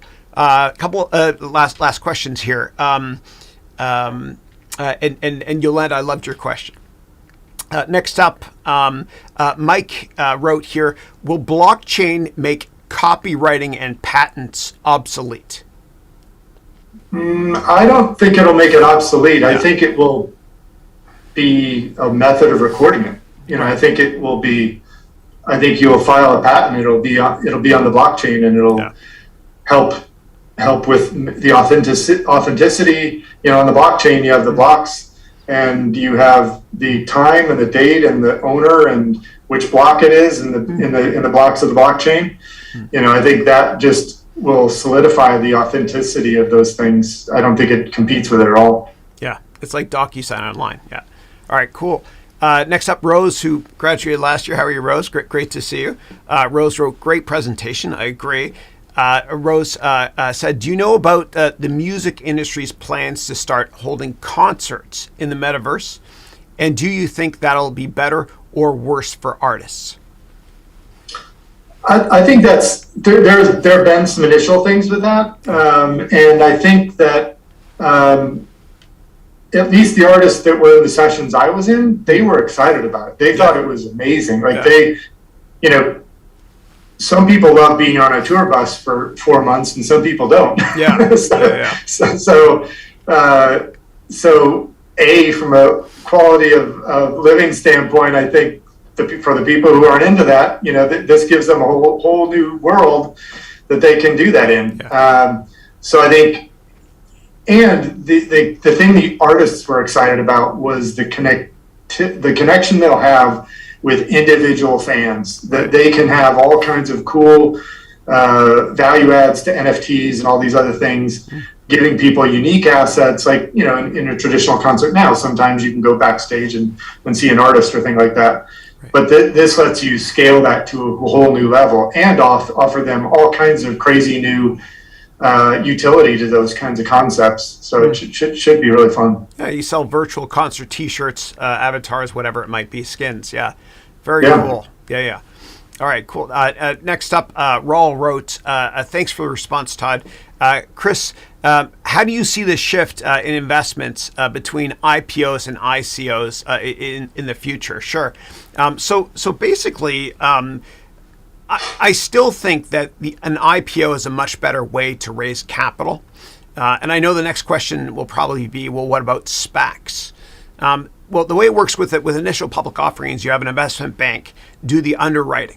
And by law, actually, if you're going to do an IPO, you have to actually get lawyers and investment bankers, I haven't used that in a while, sorry, investment bankers to write up a very big prospectus. So when Facebook went public during the summer of 2012, the lawyers and the investment bankers had to write up a massive investment offering. Right now, to list on major stock markets that are regulated, you have to disclose all material risks. The problem when it comes to ICOs is, or initial coin offerings, there's no process like that at all, right? You basically have a white paper and that's it. And a lot of people get scammed with cryptocurrency ICOs. When it comes to SPACs, I definitely prefer IPOs over SPACs because SPACs, you can actually go public within a couple months and there's not as much regulatory oversight, right? So the percent chance of getting scammed through a SPAC is higher than with an IPO. Last thing I'll say about this is if you want to, what you can do is just go to my website, which is Haroun MBA. We just deployed a new website. And if you click up here on search, you can search for anything. So search for SPAC or ICOs, for example. And then what you'll be able to see is a video on SPACs. They're all buried in here somewhere, right? So SPAC, actually not space, sorry. right here, yeah. So I've got IPOs versus SPACs, and in this video here, should you invest in what I did here was I compared SPACs to ICOs as well as IPOs, and so when it comes to ICOs, it's high risk. IPOs are low risk, and SPAC is right in the middle. And I go through this in a lot more detail as well in this video, which you can watch. Also, with IPOs, it takes you 1 to 1.5 years to actually go public.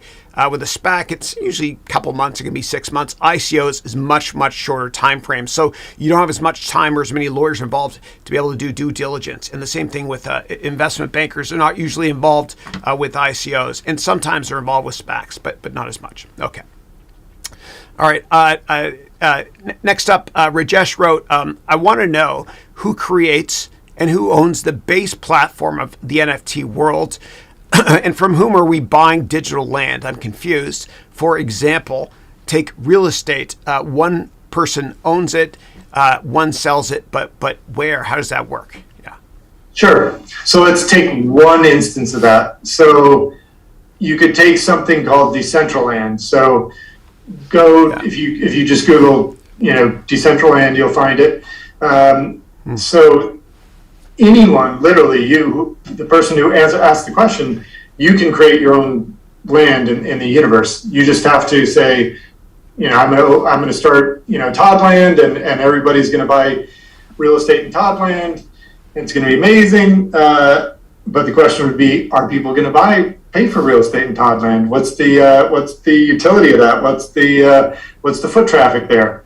But basically, people just decided they were going to create Axie Infinity Land. They were going to create Sandbox. They were going to create Decentraland, and then they give the dimensions of this real estate and what the particulars are, and then they make that available through a marketplace. And they say there are 10 plots of land, or there are 1,000 plots of land, and here are the sizes of those land. Yeah. And then the market tells that person, is that an interesting thing? Is that something I want to spend money for? So then you go to one of these marketplaces, you spend money for that. It's now registered that you have an NFT for that plot of land. Right. The Atari one, for example. Atari bought real estate. That portion of that world is owned by Atari. It's registered on the blockchain. When they purchased, how much they paid for it.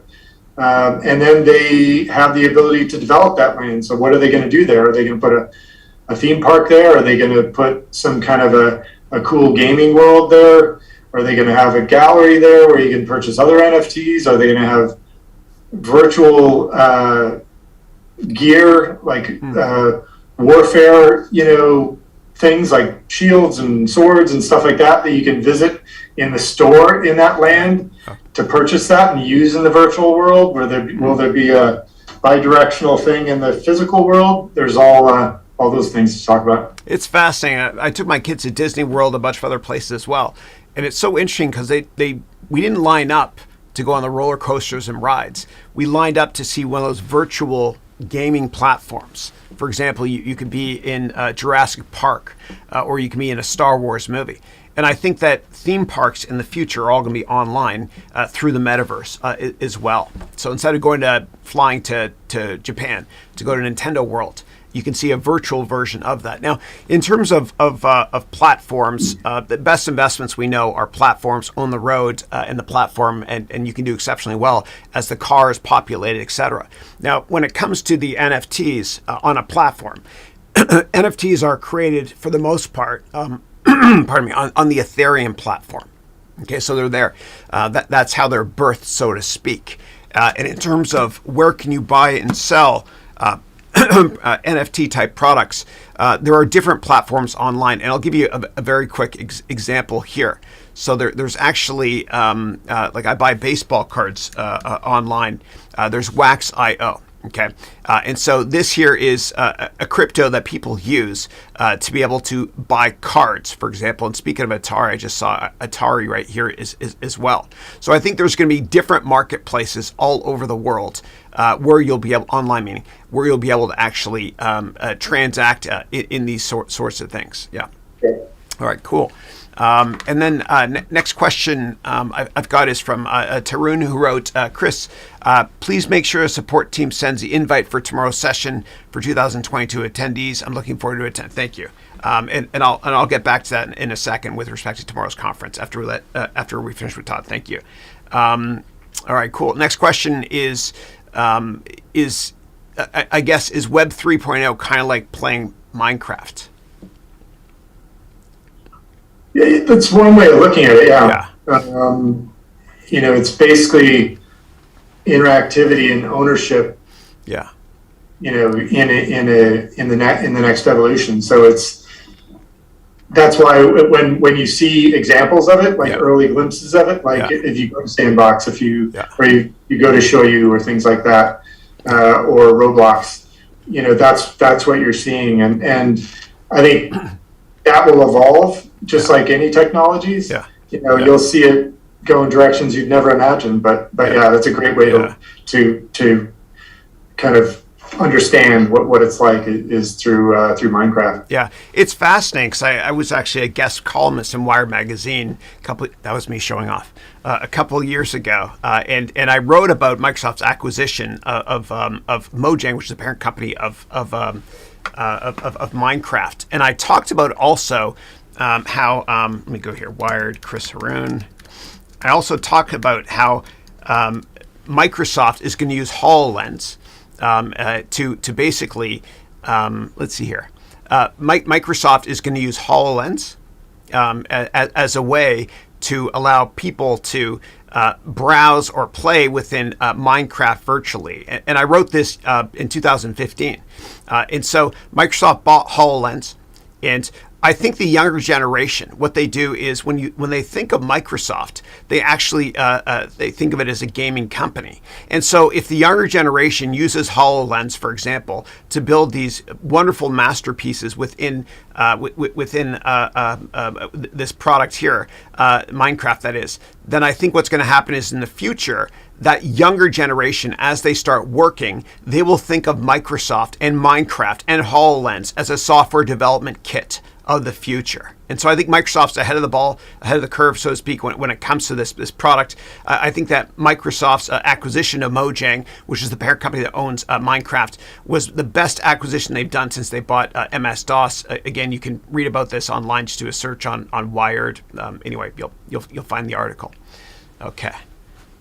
All right. And then I think what we're going to do is I'm going to let Todd go. We got a bunch of other questions. Todd, thank you so much for your time. I know this is supposed to be just a half-hour type thing. You're the best. I love you, brother. Thank you so much.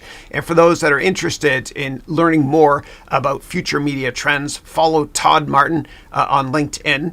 And if any big company is out there that wants to hire the McKinsey, so to speak, of new media, please contact Todd Martin on LinkedIn, because he has a great consulting firm called Todd Martin Consulting.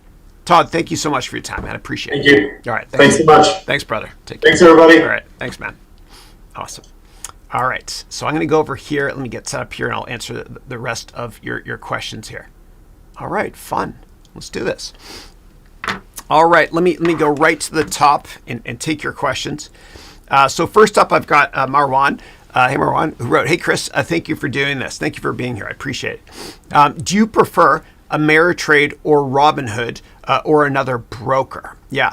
I like Thinkorswim just because I like the graphical user interface they have. And in the options seminar that I'm teaching tomorrow, as well as on Saturday, we're going to use Thinkorswim a lot. Now, once you understand how to use one platform for trading options or investing in anything, the rest are pretty simplistic. In terms of which broker should you use, I think they're both reputable, Ameritrade and Robinhood. I think the one that you ultimately choose is the one that has the lowest commissions, and it's a race to zero. Right? And competition's great for the consumer because a lot of these great platforms, including Fidelity now, have zero commissions. And the way they make money is based on money you have in your account. They'll collect interest on it, or they'll actually sell your shares temporarily to somebody else that wants to borrow them, like a hedge fund that will short those securities. Yeah. All right, next up, I've got Andre Rayford, who's in my MBA program. How are you? So Andre wrote, "Hey, Chris and everyone, I'm currently in the silver on-demand version of my program." And you wrote, "I'm loving every minute of it. Thank you." And then you wrote, "Will the silver be upgraded next year? Also, will the options course be part of the silver MBA?" It's already been added. So what I did was last night, I added it to all MBA programs. So anybody that's bought silver, gold, platinum this year or in the past, it's already in your curriculum. And I'll show you really quickly how to access it within the curriculum. And when you buy my MBA program, you get access to everything. Meaning you get access to all future content. So the way to access it is you go over to wherever you purchased it from. So you go to learn.harounventures.com. And then once you're here, you click on whatever program it is you bought. And let me go to view all products here. So so right here. So it's actually, I added it last night. It's in the fourth semester, in the fourth class. So it's semester 4, class number 4. So it's in the Finance and Accounting section. That's FA. So go to FA 4-4. That's Finance and Accounting, semester 4, class number 4. And so let me just scroll down here, and I'll show you where in the curriculum you've got it, okay? And all my new content will always be added, okay? So let me do a search here on the word options, see if it comes up. Here it is here. Great. Okay, great. All right. So in your program, what I want you to do is go to semester 4, okay? Class number 4 for finance and accounting. And I've added all of it here, okay? And this is the unabridged version. Now, tomorrow and Saturday, I'm teaching the abridged, shorter version of this stuff. I'm only going to be doing 20 hours. Well, only 20. It's a lot. But it goes into much more detail here. Okay. And again, anybody that bought silver, gold, platinum, ever, it's already been added to your curriculum. So you'll be able to check it out there. And if there's anybody that's a gold or a platinum customer of mine, if you want, what you can do, let me get back into real character here. Sorry, guys. If you want, what you can do is you can send an email to support@harounventures.com, and you can attend tomorrow's event, the options event, the 2-day seminar I have that I talked about at the beginning of the webcast for free. All right. All right, next up I've got Peter, who's a new student. He's 19 years old from Romania. He's a big soccer fan, or football fan, I should say. So Peter wrote, "Hi, Chris. Hey, man. I want to ask, how should we use our hands when we talk to a group of people so we can make our message easier to understand or remember? Thanks a lot, and hi to everyone out there." Yeah. So I think the best public speaker on the planet today, this is a bipartisan comment, is Barack Obama. And so if you want, there's a short video that explains and shows you how Obama presents, which is amazing. And they actually analyzed his speech at the DNC back in 2004. And he uses his hands a lot. Let's see, DNC, and I'll show you the video here. Yeah. Here it is right here. So watch this speech here, okay? And watch how he uses his hands as well. He's very animated. He gets his point across. He doesn't point. That's apparently rude when you're presenting. But he uses his hands a lot. And there's plenty of videos directly on YouTube that will actually tell you how he uses his hands a lot. So I would use him as your role model when it comes to body language with respect to speaking. Yeah. All right. And I just finished his book, actually, on Audible. And you know, I didn't vote for him, but I love him. And so the way he presents audibly as well is incredible. And I think just by listening to his book, which is 30 hours long, you can learn a lot about how to present audibly as well. Yeah. And I tend to use my hands a lot as well, especially when I talk about numbers, right? So I'll do 1, 2, 3, whatever like that. I learned that I can't do that if you're from England, because that's a swear word apparently. But I use my hands that way. Yeah, but just never point is what I would say. Yeah. All right. Next up, Peter wrote, do you have a podcast or your thoughts about starting one? Yeah, I do actually. So what I do is I repurpose all my content to the extent that after I'm done this weekly webcast, there's nothing left on the carcass, so to speak. I repurpose everything I do into vlogs, as many of you know. And I do have a podcast. So what you can do is you can go to my website to find it.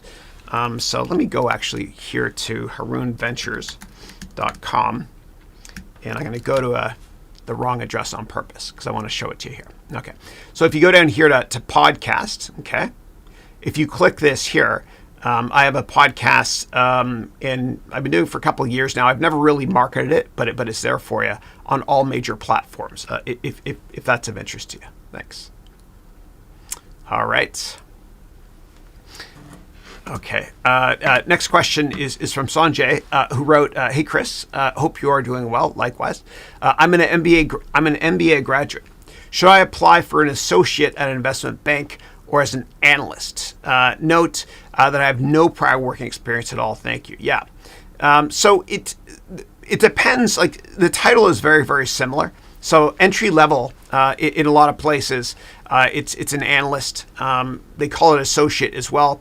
I know that when I worked at Goldman Sachs, analyst was entry level, and then associate was when you get promoted, then vice president, then manager.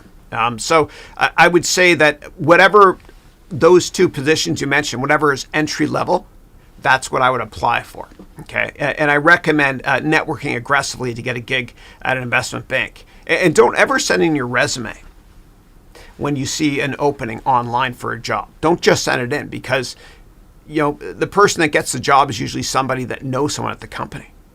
It's true. So I think a better way to do it is to network aggressively with people that work at that investment bank. And if you want, you can sign up for my MBA program, because I teach you how to network on steroids in order to get the job of your dreams. Yeah. Okay. And then Sanjay, as a follow-up, wrote, also, in some of your videos, you were saying stuff which were making Peter Thiel more richer than he is. So I was wondering, who is the wealthiest person in the world, but not on paper? Thank you. Yeah. Well, I know Bezos is the wealthiest person in the world on paper. In terms of your question on Peter Thiel, in my comments on him earlier, I talked about him with respect to avoiding paying taxes legally. So what Peter Thiel did was, in the United States, there's a retirement savings account that you can have called a Roth IRA. And the difference between a Roth IRA and traditional 401k or traditional retirement savings programs is that with a Roth IRA, you pay taxes first, then you put the money in. And if the money grows, you never pay taxes when you take it out. And with a Roth IRA, what Peter Thiel did was he took his shares in PayPal, which is a company he co-founded with Max Levchin. And he took his shares also in Palantir, a company he invested in. I was an investor with Peter Thiel, actually, when it was private, when I worked in VC. But what he did with his investments in Palantir, as well as with PayPal, is he put those shares directly into his Roth IRA. Now, you can put a maximum of $6,000 or so into a Roth IRA every year. And so he paid taxes first, then he put the shares in at like 0.0001 penny per share. And it's worth between $5 and $1 billion, just those two assets in his Roth IRA as well. Now, the unfortunate thing is that the wealthiest 400 families in the United States, they pay an average tax rate of 23% versus the highest tax bracket of close to 40%. And one of the problems with the tax code in America and globally is that you get taxed based on real events, right? And so if I sell shares in something and I make a lot of money, I pay taxes. But if you don't sell shares and your net worth just increases a lot every year because the price goes up in the shares you own, you don't pay taxes. There's no taxable event. And so back in 2007, when Jeff Bezos was already a billionaire there many times over, in 2007, not only did Jeff Bezos not pay any taxes, but he also claimed on his income tax returns $4,000 in tax credit for each of his 4 children. And so it's unfortunate, but the tax code has to change. I think there has to be some sort of wealth tax on billionaires. It's just not fair that they pay less in taxes than others do. And even Warren Buffett has publicly disclosed that it's not fair and that his assistant pays way more in taxes percent-wise than he does. Yeah. And for more details on that, you can just go to my website, harounmba.com, and do a search on taxes up in the search menu there. And I've done over 10,000 questions that have been indexed over the past couple of years on all major business and personal growth topics. You can always search there for more details. And if you're in one of my MBA programs, you can also search there on any key topic and then click to go right to where I talk about that in the MBA program as well. Thank you. Okay, next up, Wet Trunks 123 wrote, hey Chris, I recently got placed with a pharmaceutical regulatory company. I couldn't have done it without your guidance. Thank you for being the best mentor and inspiration anyone could ever have. Thank you for being a customer, and congratulations. Congratulations. Yeah, that's amazing. I'm happy for you. Okay. Next up, PNG, persona non grata, wrote, hi Chris, I attended a shareholder meeting last week and they deeply disagreed on the golden handcuffs. I understand that golden handcuffs qualitatively increase value in the long run due to higher motivation of executives and decreases the value in the short run due to share dilution. But where is the quantitative limit to this operation? Thankfully yours. Yeah. Thank you. That's a great question. So for those of you not familiar with golden handcuffs, what it means is, let's say that I have a company and you all work with me. And I don't want you to quit to go somewhere else. And so in addition to giving you a base salary, I give you shares every year in my company. Okay. Now, these shares, you can't cash them in until 4 years from now. So that's called, and in 4 years from now, you can cash them in, which means they vest then. And so every year I give you shares every single year. And if you quit, you're like, oh my God, I'm leaving a lot of unvested shares on the table if I quit. So I have golden handcuffs. I have to stay. I'm stuck. And so I like golden handcuffs.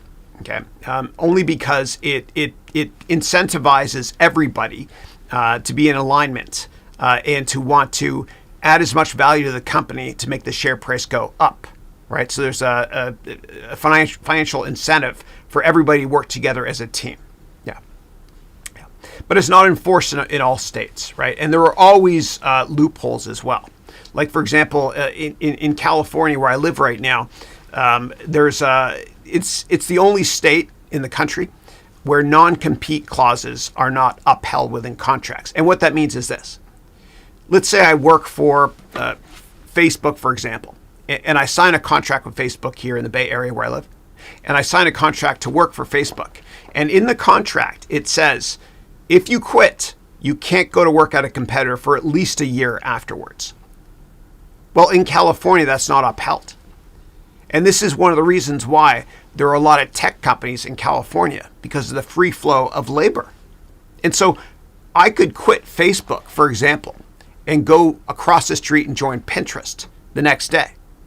And then 2 days later, I can come back to work at Facebook again. And it's interesting because in the state of Washington, which is in the Pacific Northwest, where Microsoft and Amazon are based, you can't do that.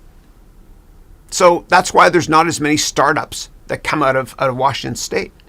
And so I've heard of instances of people that are engineers that work at Microsoft in Washington State, and they quit to go work at Amazon. And Amazon cannot let them be engineers. So they're in the finance department for a year.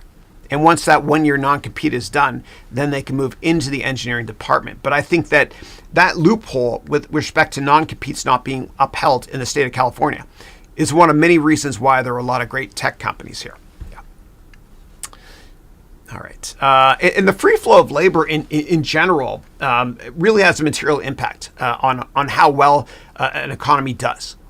And so, for example, I worked at this hedge fund called Citadel years ago. And Alan Greenspan gave us a lecture to us when I was there at one of our offsites. And Greenspan said that the reason we had such unprecedented economic growth in the 1990s was not because of the internet.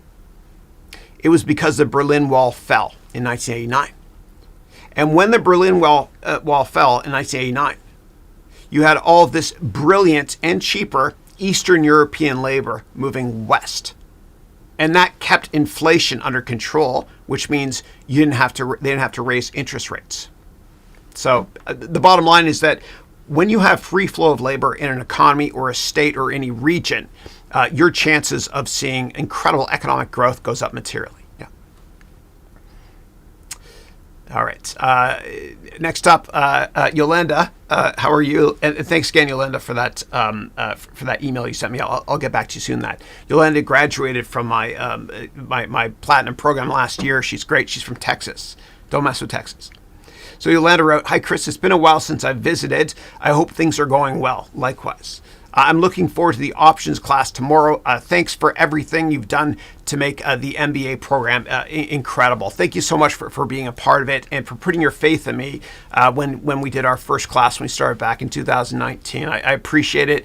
I had so many wonderful students, 162 students that signed up in 2019 for my 1 year program, and I didn't have a single lesson made. And so I want to thank you all from the bottom of my heart for being a part of it. And for anybody that's purchased the gold or platinum program over the past couple of years, or even for next year, you've already paid, you can email support@harounventures.com, and I'll send you a link to get free access to tomorrow's 2-day event on options that starts at 8 a.m. my time. Yeah, great to see you. All right, cool. And I remember your Halloween costume. It was awesome years ago. All right, next up, Zishan wrote, hello, Chris, once again on another Thursday. Good to see you. I'm presently a cost accountant and a chartered accountant, final level student in India. Cool. My question is whether I should pursue any additional accounting degree like US CPA, Certified Public Accounting, to have global acceptability, or if you could suggest something better. Yeah. So here's what I would do, and I'll make this a generic response as I usually do to appeal to everybody. What I would do is I would go onto LinkedIn and find people that have the job that you want and look at their credentials. And if they have a CPA, for example, and they work offshore, but they have a CPA designation in the United States, then what you can do is reach out to them and ask them if that helped them to get that job. Or you can just look at a bunch of profiles and decide that, hey, I do need to get my CPA. Yeah. Okay.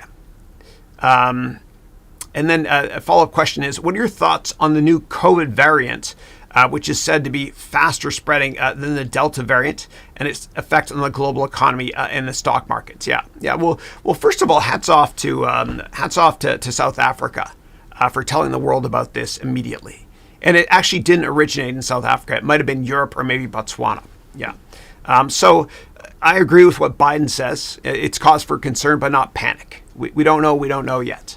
And when it comes to boosters, and people were upset with me a couple weeks ago when I said this, but look, I'm fully transparent, and hopefully transparency builds some sort of trust or bond with my customers here, my students. So I got the first two Pfizer vaccines last year, and I had an awful reaction after the second one. I'm glad I got it, but when it comes to the booster, I'm going to wait just a little bit to see more data, to see from FDA approval and European regulatory approval if there are side effects. That's just me. But I have to be honest with you. I have to be honest. Yeah. But I am concerned, of course, about Omicron. Or whatever it's called, but I just don't have enough data yet to give you an informed opinion, nor am I a doctor either. Yeah. Okay. But it becomes self-fulfilling at times. Already we're starting to see an impact on travel, right? Especially internationally, of course. And I know that Israel has closed borders to all countries. In certain regions, I think Germany also, certain parts of Germany are under quarantine right now, just in case. But I think that perception ultimately becomes reality when it comes to how people deal with a crisis, especially when it comes to COVID. We are seeing an economic impact already, which is why the markets pull back a little bit, because the stock market tends to discount what's going to happen to the economy and business-wise in the future. And for my gold and platinum students, we have our annual networking event and annual graduation here in the Bay Area on the weekend of December 18th and 19th. And I rented a great museum. And my gut is that some people overseas won't be able to make it, which breaks my heart. But we are going to webcast it as well. And we'll still have a lot of people at the event in that museum I rented. If you're a gold or platinum student and you want to attend here in person on the 18th, send an email to support@harounventures.com. So that's Saturday the 18th of December. And then on Sunday the 19th of December at the hotel people are staying in here in the Bay Area, in the lobby, I'm going to be doing 12 hours in a row of one-on-one meetings in person. Yeah, and I guess we'll have to wear masks, yeah. All right, next up, Demian. How are you? Demian was a silver MBA student and recently upgraded to platinum. I'm looking forward to working with you, Demian. Demian as well. Demian is from Mexico originally. He and his wife and daughter now live in beautiful Barcelona. He's a great guy. And Demian, I know you had a question about that Excel spreadsheet, the portfolio management one. I responded to it as well. Please let me know if you're still having issues with it. So Demian wrote, Dear Chris, good morning. Good morning to you too. I hope you're well. I'm intensely studying the complete options course. I'm currently in section 1.4. Oh, cool. and I'm enjoying a lot and learning consistently and thoroughly. Thank you so much. Thank you for using it. Appreciate it. Yeah. And then Demian wrote, give me 1 second. Every now and then, guys, YouTube jumps on me when I get a lot of questions. So I got to do a search for the word Demian. Here we go. Thanks. And then you wrote, thank you for the course and valuable knowledge. You're most welcome.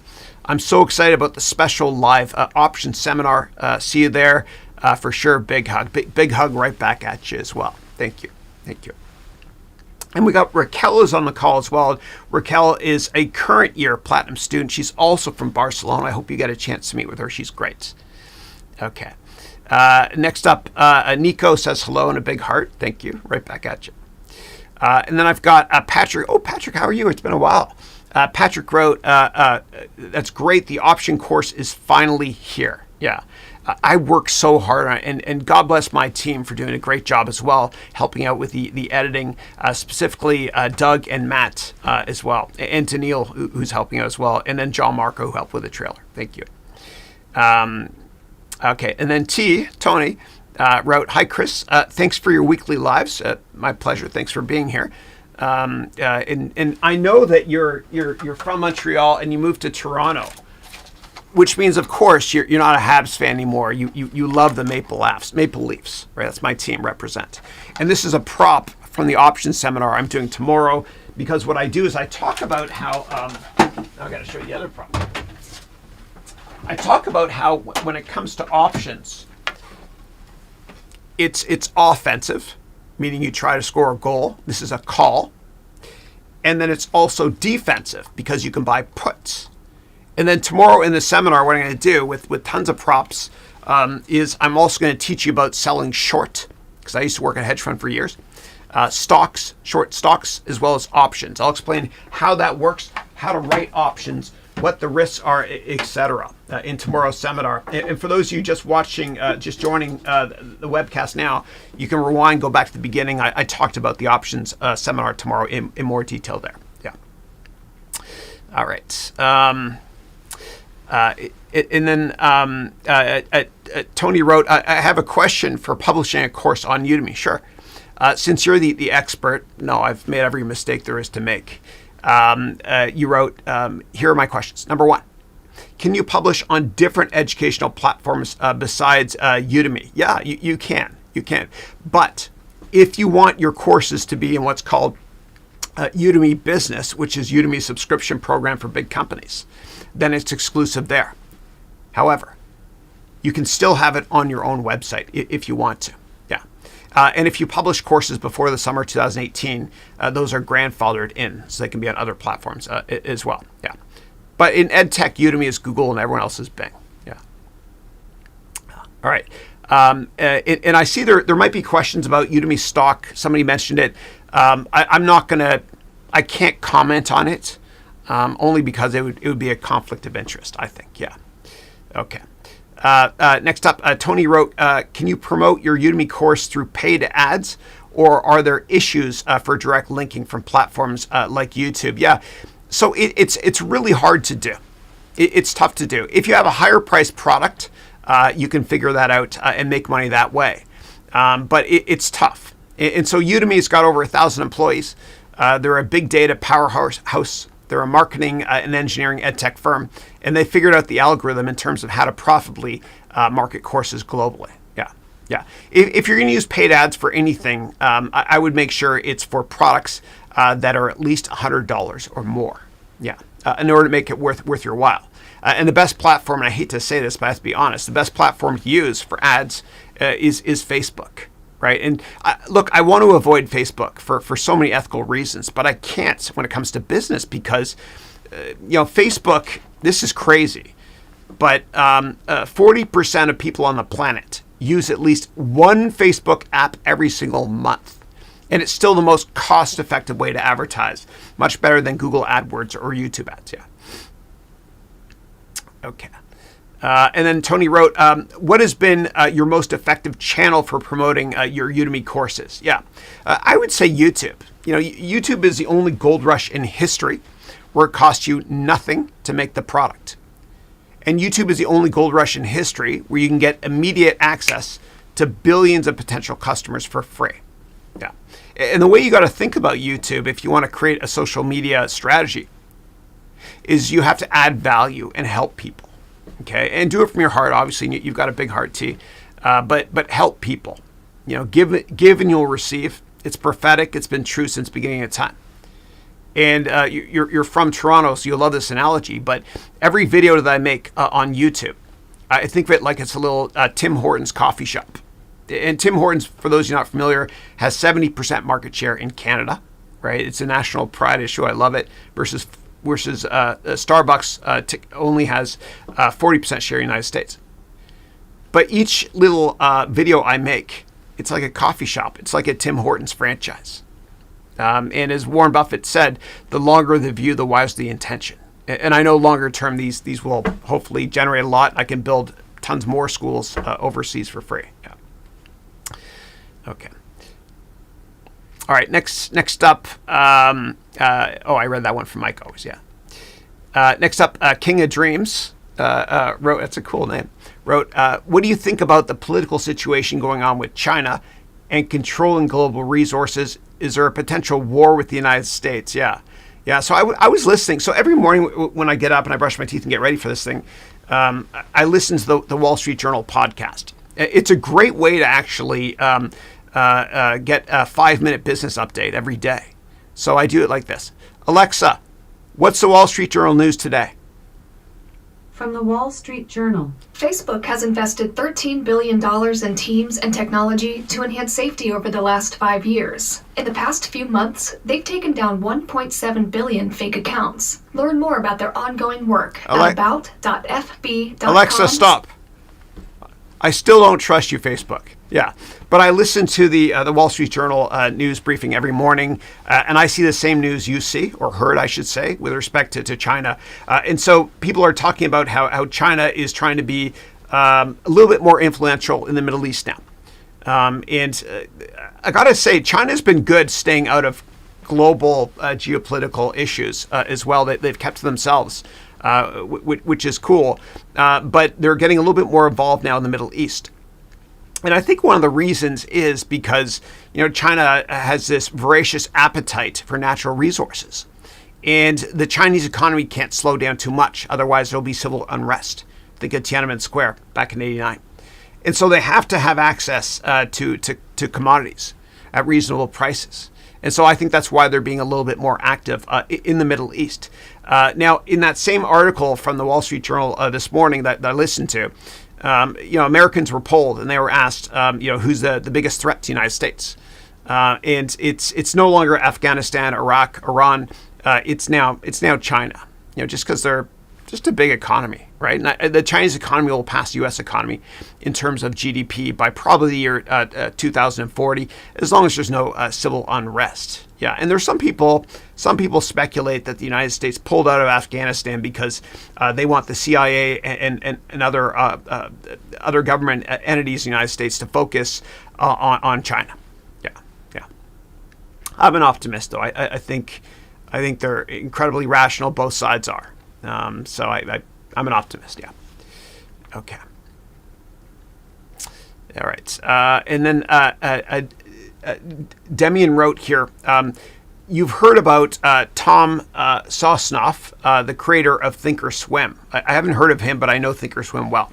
Thinkorswim, for those of you not familiar, is a platform owned by Toronto Dominion, which allows you to transact in stocks online. They've got a great software program you can download if you're in the United States. If you're not in the United States, you might be able to use a VPN to use that product. Yeah. And then you wrote, with respect to Thinkorswim, the founder, Tom, he's created a broker called Tastyworks that specializes in options. Can you tell me your thoughts about it? Yeah, I don't have any thoughts on that. I've never used that product, but I do know that Thinkorswim is fantastic. Now, for those of you that want to start transacting in options, I recommend practicing for at least 6 months first. And I've used Thinkorswim to practice a lot, and I'll show you how tomorrow as well in the option seminar. I've used Thinkorswim to practice a lot as well because it allows you to create a paper-based portfolio and a real portfolio. but I recommend practicing with a paper portfolio on whatever platforms people want to use for at least 6 months before transacting in options, because options can be dangerous if not used correctly. Now, if you're not in the United States, what you can do is you can do a search in Google for what is the Thinkorswim competing product in, and then put in your country name. Yeah. There's a lot of great products out there, a lot of apps as well. Okay, and then Tony wrote, you do fantastic work, Chris. Thanks, brother. Good to see you. And sorry, Canadian, about my Toronto Maple Leafs comments. I know you're from Montreal, but you live in Toronto, and you're definitely still a Habs fan, Montreal Canadiens. But you know what, dude? I know that we haven't won the Stanley Cup since the 60s, but because the Hockey Hall of Fame is in Toronto, the Stanley Cup is always in Toronto. Yeah. All right. You wrote very inspired. Thanks, buddy. And I tease you because I love you. All right. Next up, the Financial Advisor Show wrote, Hi, Chris. Hi, everyone. Your options course is fantastic. I just started it. Thank you. I appreciate that. Thank you. And I was so sad when it was over. Like, it's kind of like when you read a book and you finish the book and you put it on your bookshelf. You're like, oh, I'm proud I finished that. But you're sad because part of you, it's gone. Like, I had so much fun doing it. And that's why I want to relive the moment, so to speak, with doing this option seminar over the next 2 days. Yeah, it should be fun. Thank you. And then, hey, Manas, how are you? Manas is from India. He published a book, which I bought, which is great, called Bonds Before Business. He's also an instructor on Udemy. So Manas wrote, good morning, my dear mentor. Chris, please. Hope all is well. Your crypto course is awesome. Thank you. I appreciate that. Thank you. And when I made that cryptocurrency course, I was bullish on cryptos, meaning I was positive. And I started investing in cryptocurrency companies back in 2013. I was on the board of a couple companies when I worked in venture capital. And then I was bullish on cryptos. And so I made this course. And I was 7 out of 10 positive or bullish on cryptos when I started making the course. And by the time I was done, I was a 3 out of 10. And I'm a 3 out of 10 because it breaks my heart how many people are getting scammed. And so what I did was I actually made, within the course, there's a way for you to create an IPO prospectus, so to speak, from a due diligence perspective for cryptocurrencies, right? And so I recreated this so that my students could do their own research and not get scammed. And if you're curious about cryptocurrency scammers, and probably the vlog, one of the vlogs I'm most proud about, you can go directly to LinkedIn. And if you go directly to my profile page here, you'll see here confronting a cryptocurrency scammer. Somebody tried to scam me. And so what I did was I found them and I confronted them. I got the police involved. I didn't press charges, but you can watch that video to see what I actually did. Yeah. All right. And then Tony wrote, is it better to sell or buy NFTs? Yeah, it's tough because it's like saying, is it better to, it's a great question. It's like saying, is it better to sell or buy stocks? It all depends on your long-term investment thesis on a particular NFT. Now, what I would say is if you're going to invest in NFTs, as Gary Vaynerchuk correctly said, make sure it's money you can afford to lose, because this is the wild, wild west. And with all new markets, there's a lot of crap out there as well. And unfortunately, all ships tend to rise price-wise. And so I would make sure I'd look at supply. Make sure that there's not a massive amount of supply when it comes to buying NFTs. And I think you're best off looking at investing maybe in sports cards for NFTs. For example, Topps has made digital NFTs as well. But look at the supply first and make sure supply is relatively low. Yeah. All right. But if you really made me decide, if I had a lot of NFTs, which I don't, I'd be a seller. Yeah. There's going to be great NFTs that exist longer term. But it's getting ridiculous to the extent that anybody that's an artist or wants to be an artist can draw something and then sell it. It's out there. It's kind of like saying, let's pretend that the whole market of being able to paint and make paintings was just created. And so everyone's creating paintings. Well, it's not Michelangelo or Da Vinci or Raphael or Donatello, and I thought of Teenage Mutant Ninja Turtles to remember those, by the way. Yeah, it doesn't make sense to buy crap, but this is normal for a brand new market. It's just what happens. It happened with Internet 1.0 back in the 90s too, when a lot of companies, any company that said they have a website, their stock went up in price. And there's a lot of crap out there like Pets.com, which was the company that went public, which is the poster child for the Internet bubble 1.0. Pets.com went public and they sell pet food online. And how do you compete with Amazon? Yeah, I'd be careful. All right, next up, Manas wrote, my mentor, do we need to pay the gas fees every time we put up an NFT, or is it just the first time? A very intriguing question that is causing me nowadays. You pay once. You buy the NFT once, and that's it, right? So you use Ethereum or Ether, I should say, on the Ethereum platform, or Bitcoin or wherever crypto it is. Yeah. All right. Or Wax, which is another crypto that I've used to buy cards. Yeah. All right. Next up, Naveed wrote, hey, Chris, I bought your options course on Udemy. Can you please advise if the instructions to open an account and trading are included in the course? I'm planning to start very soon. Kudos to your great effort. Yeah, no, it's actually in the course. Yeah. So when you're in the main menu of all the lectures, just do a search Control F or Command F on your keyboard on the word open. Yeah, and you'll see it tells you how to open an options account, but it's very generic of a lecture. I think it's like only 10 or 15 minutes, and I explain exactly how to do it. Yeah. Give me 1 second here, okay? Because I might be able to show you right now. Hold on a second. And I'm going to show you behind the scenes what I'm looking at right now. Okay, so I'm looking at all the lectures here, and tomorrow I'm going to be going through the whole course. There's a couple hundred lectures. And then I'll be doing literally a couple hundred of Q&A sessions after each one, answering all questions till there's no more left. But it was one of the side notes, right? So give me 1 second. All right, so I think it's here. Side note. Hold on 1 second. And you guys can access all of this within the curriculum if you bought the course already. Yeah, so just do a search for side note, how to open an account. And now that I've got you here, I guess I'm going to have to add it. So let me add the video right now, and I'll show it to you. It's a really short video. Okay, so I'm going to go here to options, options event, and I'll go down here to side notes. Hold on. And here we go, opening an account. Yeah. All right, so here's the video here. What I'll do is I'll show this to you while I take a quick break, and I'll be right back. Okay, thanks. Opening an account to trade options is not as simple as opening an account to buy or sell stocks.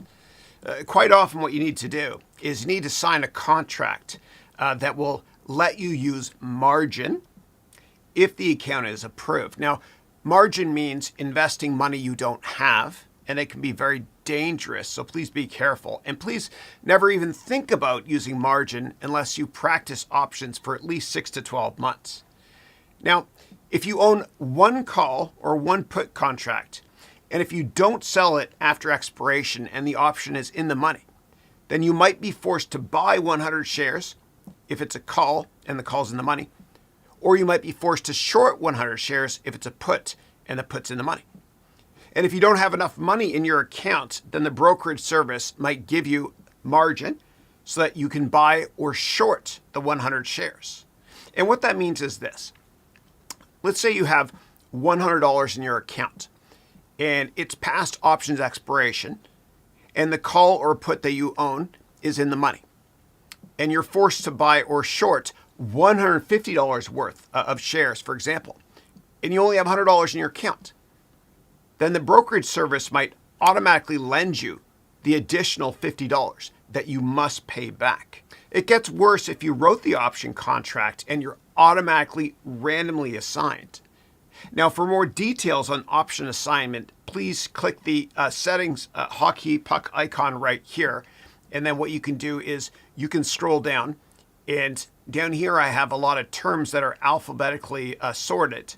And you can click here on assignment to watch a video on that topic. Yeah. So margin is so dangerous. And Warren Buffett called derivative contracts, including options, financial weapons of mass destruction. And margin actually almost caused all bank machines to stop working in 2008. So please be very careful. Now, many brokerage services won't let you open an account if you don't live in the same country where the brokerage service is based. Also, in some countries, when you open an options account, you cannot use the options account for your retirement savings. Or if you can only use certain option features or levels. And I'll talk about levels in a second. Now, if you don't know how to open an options account in your country, search Google for the 5 largest banks in your country, and then call all those banks, all 5 of them, and ask them if they have a brokerage department that lets you trade options. If not, you can search for options trading over Google and your country. And mutual fund companies like Fidelity, etc., they now let you trade options. And there's plenty of companies out there like Robinhood that let you trade options as well. And if you don't have Robinhood in your country, just do a search for what is the equivalent of Robinhood in your country name. Pardon me. Now, on the option account application, sometimes you'll see the mentions of levels 1, 2, 3, 4, 5. Level 1 means you can transact in cash secured puts and covered calls. And in these option strategies, the risk to the brokerage firm is relatively low. And if you want, you can go to the settings tab again here, and you can scroll down to learn about cash secured puts and covered calls and much more stuff as well. Now, level 2 means you can do everything in level 1, plus you can buy puts and you can buy calls. Level 3 includes everything from levels 1 and 2, plus you can write certain spreads. And to understand what many spreads-based option strategies are, you can go to the settings tab again here, and then what you can do is you can filter based on the word spread. So if you scroll over here and you select right here and you go contains, and then you enter spread and you hit enter, you will see here a bunch of spreads. Okay, and you can click on those if you want to for more details on spreads. And let me just clear this filter here. Okay, cool, fun. All right, now levels 4 and 5 includes levels 1 to 3. Plus you can invest in naked calls or puts and the other more advanced options not mentioned so far in this video. Now, the option strategies in the levels can change. So please ask your broker for more details on which option strategies you can transact in for levels 4 and 5 and all levels in general. Now, when it comes to using options software on a mobile device or on your computer, once you understand the basics in this course, they're all easy to use. And what I'm going to do is I'm going to log in to TD Ameritrade. Okay, TD Ameritrade has a product called Thinkorswim, and it takes a second sometimes to log in because they have updates all the time. So, and you can just do a search for Thinkorswim if it works in your country. And if it doesn't, I'll tell you what to do in a second. All right, so it's installing updates. All right, so while it's installing updates, I'll talk a little bit about this. All right, so what I'll do in a second is I'll quickly log into TD Ameritrade's Thinkorswim platform, okay, which lets you trade options. And what I'm going to do is I'm going to show you the basics. And you might actually be able to open a Thinkorswim account in your country using a VPN if you want to, and if you're allowed to use that. It's all good, though, if you can't do that, because there's many other websites and brokerage companies and apps that let you practice trading options. And you can always search Google for ones that work in your country, meaning trading software I can use in my country for practicing. So here's what I'll do. I'm going to log in right now, okay? And what you'll see at the bottom there, is paper money or live trading. Okay, so I want you to practice for at least 6 months first. So we're going to do paper money right here. And I'm going to show you just some of the basics here. And after you take all the lessons in this course, it'll be much more intuitive for you. This is me buying time while it opens up. Here we go. Great.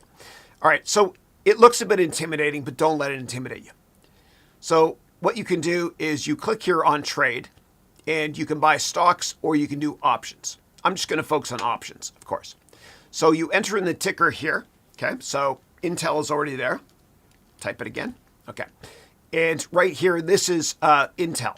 Okay, the last price. And right now the markets are open. Okay.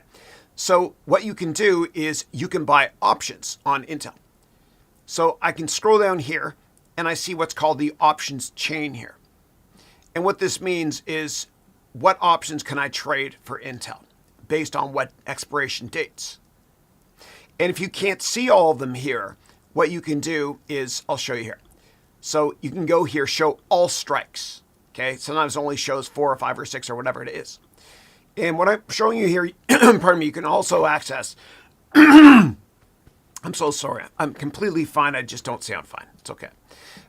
But what you can do is everything I'm going to show you here, you can also access on Yahoo Finance. So for example, right here, if we look at the, just to be consistent with what we talked about in the course, if we look at the January 22nd options for Intel, you can see calls here and puts here. And software platforms usually have the calls on the left side and the puts on the right side, or calls at the top and puts at the bottom. And let me go here quickly to Yahoo Finance. All right, so Yahoo Finance, what you can do is if the stock has options, you'll see down here when you click on the options that you see options here. And so right here, you have calls on the top and then puts on the bottom. Now, whenever you see something shaded, we know that means in the money, and not shaded means out of the money. Let me go back to Thinkorswim now. Okay, so right here, you've got in the money calls, out of the money calls. All right. Now, buying an option is pretty easy. At least delete that. That's legacy old stuff. Buying an option is pretty easy. So let's say we want to buy the January 22nd 50 strike Intel call. So right here, I'll click here, and you can even right click and select buy if you want to. It fills it in below as well. But you right click, and whenever you use any software product that you download, the developers anticipate what you're thinking when you right click usually. Okay, so I'm going to select here buy a single option, okay, and it's going to add it down here. Now, if what I did instead was I right clicked here and I selected buy a butterfly, which we cover in section 3, it will automatically create it for you here. Okay. And the reason why it's got 2 contracts here, and you'll find that when I teach iron butterflies in section number 3, there's 2 options here. There's actually 4 in total. 1, 2, 3, 4. It's a 4 option trade. And then you hit confirm and send. Okay. And right here, it'll tell you your maximum profit and maximum loss. Okay. So we can't lose a fortune doing this. But there's also a risk of you getting assigned, right? If you create this, meaning you sell this option. And for details on assignment, again, go back and check out the settings tab. All right. So let me go here and let me delete this trade. Now, when it comes to a put, it's the same thing. You select whatever put you want to transact in. You right click and you select buy. Okay, if it's a single put. Okay, so we're buying a single put here. Now, as you go through this, there's certain parameters that you can change. So I can go here and I can change it from a market order to a limit order. And what that means is if I select limit, I can put in a price I want to buy this at, right? Usually I'll select a low price so I can get filled at a lower price, hopefully. Or I can select market and just let the market fill it for me. In terms of over here, do I want it to just be a trade for today? Well, I can select GTC, which means good till canceled. Some people call it good till closed. So I usually just do a day trade. And over here is what exchange you want to use. There's tons of exchanges, and I just select best. And the software product will select the best execution, meaning best pricing, hopefully, that I can get. Or I can select the CBOE, etc. And there's tons of exchanges you can select. I suggest always using best. Now, what you can also do is you can analyze trades as well here. Okay, you can look at volatility. And if you're curious about volatility, meaning historic versus implied, you can always go to the settings tab and click on volatility there. And there's probabilities here as well, which we cover in the course in section number 2. There's also education as well. You can learn stuff here. This is browser loading right here. You can go to their website, it's the same thing. So anyway, check it out if you want to. Thinkorswim is great. Again, use simulated trading, meaning a paper portfolio, not real money, for at least 6 to 12 months when you first start out. If you can't access Thinkorswim, which again is made by TD Ameritrade in your country. If you can't access it, there's plenty of other software products you can use that will work in your country when you practice using options. The bottom line, though, is if you're going to open an options account, please thoroughly understand what margin means. Thank you. All right, thank you all for letting me take a quick break there. I've got this new desk. So my old desk stopped working. I worked my equipment hard here. This thing is crazy, man. All right, this desk I've got here, it's 8 feet wide. And it's perfect because for what I do, it's my gig here, my job. It's perfect because with the event tomorrow and on Saturday, the 2-day, 20-hour option seminar, I've got props all over the place here. So I have them all nicely laid out. This is for Monte Carlo simulation, which is how you do options. 1 of 3 ways to value options. So it should be fun. All right. Okay. Next up, Tony wrote, how do you create and sell NFTs? I'm in Europe. Oh, Tony, you are. I'm so sorry. I had another student named Tony from Toronto. Sorry about that. But I'm not sorry about the Montreal Canadiens comment because I'm a Toronto Maple Leafs fan. So NFTs, you create them on the Ethereum platform. Yeah, and then you sell them that way on the Ethereum platform. And then you sell it once you create the product itself. Then you can sell it on different specialized markets. Like you can go to wax.io, for example, to sell baseball cards, etc. Yeah, you can even buy them and sell them on eBay. But if you're going to do that, let me show you quickly on eBay because I know I'll get some questions on this. Sorry, man. I thought you're from. I have another student named Tony from Toronto that was from Montreal. All right. So what you do is you go to eBay, right? And just use this to be able to understand what the latest price has been for transactions that have ended. So I'll do a search on NFT. I don't know. Trout. Mike Trout's a baseball player. Here it is here. Okay, good. All right. So what you do is once you enter that in, I want you to scroll down on the left side. Okay. And then I want you to click here. Whoops. I want you to click here on sold items. Okay. And we're just going to look at sold items because we know the price of anything is based on the last transaction price. And so, for example, this card here looks like the going price, and green means it's sold. Okay. Is $9.99. This one is higher price. I remember this one well. And I missed this one. I tried to buy it on day one. I couldn't get it.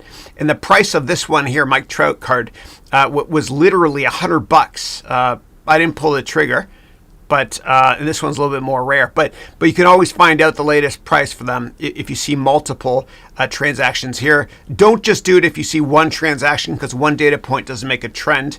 You want to look to see multiple. All right. Cool. All right. Next up, Yolanda wrote, I'm looking forward to today's presentation. Yeah, Todd did a great job. Great job. Next up, we got ePronto from Toronto, who wrote, hey, Chris, I love the book you recommended, Who Said Elephants Can't Fly? Yeah. And that's a book written by Lou Gertzner, who used to work at McKinsey, and then he did the historic turnaround as CEO of IBM back in the 90s. And what he did was he sold off IBM's computer assets to Lenovo. So a ThinkPad is actually a Chinese company, Lenovo. He also spun off Lexmark, the printer company, into a separate IPO, different company. And what he did was he actually grew IBM by acquiring software companies. And he grew IBM's global services consulting division. And what happens is IBM's massive powerhouse of a consulting division, they help clients change to be more successful. But what they do is when they're on client site consulting, that's a distribution channel for them to sell all of IBM's software products, which are higher margin products. Yeah. All right. Next up, Naveed wrote, any difference in your option course on Udemy versus your own education website? No, they're the same. They're the same. But for tomorrow's event, if you buy it on my website, you get to attend tomorrow's event and the next day as well. Yeah. And Udemy is a great partner of mine. Okay.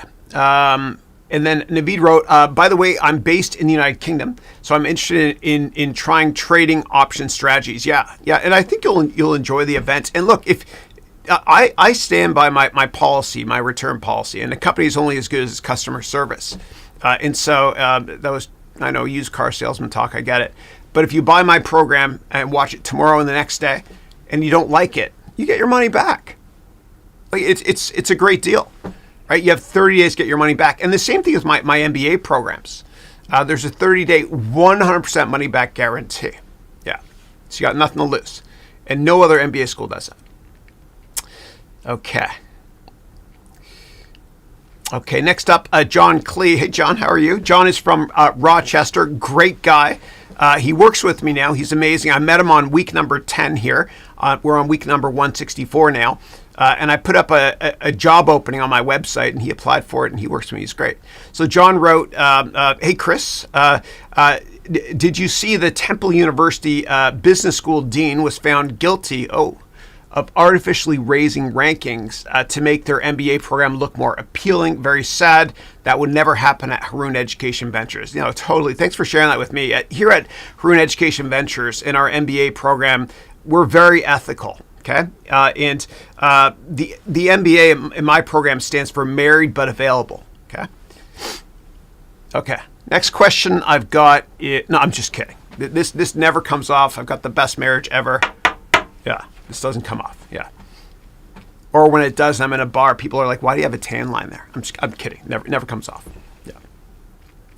All right. Great. Okay. I'll put it back on. Kidding. Okay. And then I'm just skipping over the questions that people had for Todd earlier. A lot of great questions. Todd, thank you so much, brother, for being on the call earlier. Todd Martin, great guy. All right, so 1 second. I'm going to scroll through all of these questions here. Good morning, Christina. How are you? Okay. All right, 1 second. I'm at 8:41 now. And I'm just scrolling through all the questions. Fred, how are you? Fred wrote, greetings to everyone. Compliments on the new month. Dude, it's December already. It's crazy, man. Unbelievable. Good morning, Lionel. Hope you're doing well. Okay. Dario wrote, hi, Chris. You're a mate. No, thank you so much for that. Thank you for all this. You wrote, today's questions. What's happening, in your opinion, to the Udemy stock? Yeah. And I can't comment on it. Nobody told me not to comment, but there's certainly a bias, right? Because I'm a fan of the company, and yes, I own the stock. Yeah, but I'll never comment from a due diligence or analytical perspective on the company. It's just a conflict of interest. Yeah, thanks. Okay. Next question is, do you have an opinion on the XL Fleet stock? I'm sorry, I've never heard of that company. Sorry. All right. Hey, Raquel. Okay, next question is from PNG, persona non grata. The question is adjusted EBITDA the same thing as EBIT? No. So EBITDA and EBIT are different. Okay, so EBIT is EBIT, and it stands for earnings before interest and taxes. EBITDA means interest before earnings, taxes, depreciation, and amortization. Okay, so you got D and the A there. Also, whenever you hear of adjusted EBITDA, it also means pro forma earnings, meaning non-GAAP, which I explain in more detail in my MBA program and my courses. And basically, adjusted EBITDA means if you look at earnings or operating profits, I should say, for a company, you only look at the stuff that's repeatable, right? So if you paid a one-time lawsuit, that won't be included, that sort of thing. And it's all cash-based as well. And the reason I love looking at EBITDA is because depreciation is a non-cash item anyway. Yeah. Okay, and EBITDA also stands for earnings before I tricked dumb accountant. My dad humor is just terrible. It's awful today, or as Charles Barkley says, that's just terrible. Okay, give me a second here. I'm going to scroll through all the questions you guys had earlier about NFTs. Okay, so Lionel wrote, Chris, I'm really enjoying the personal growth components of my MBA program. Thank you. It made me more confident and organized when presenting to potential clients. I'm glad to hear that. Awesome. Thank you. Okay. And then earlier on, I was talking about how you have to be careful when it comes to anything camera-based, because these are being used to spy now. It's scary. And Rajesh wrote, I put a piece of tape on my camera a long time ago. Smart, yeah. And I bought them for my kids as well. These little things you just drag across the camera at the top of a laptop. Yeah, you can never be too careful. Yeah.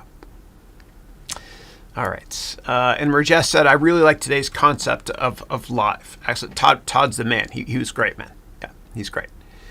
Cool. And then Rose wrote, great presentation. I agree. Todd is the man. He's the man. All right, give me 1 second. I'm going to scroll down here to get to other questions. Alex P. Keaton wrote here, Alex P. Keaton is back. Michael J. Fox, I love you.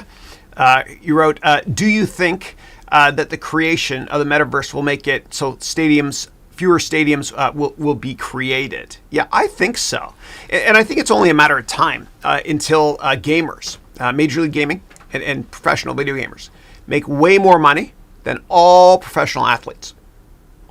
And I say that because the whole process of having a stadium built and then hiring people. Whoa. It's 11 o'clock. That's my alarm to stop, but I want to get through these questions. Okay. The whole concept of building a stadium is so archaic. It costs you a lot of money to schedule an event, to get the TV rights, etc. Very expensive.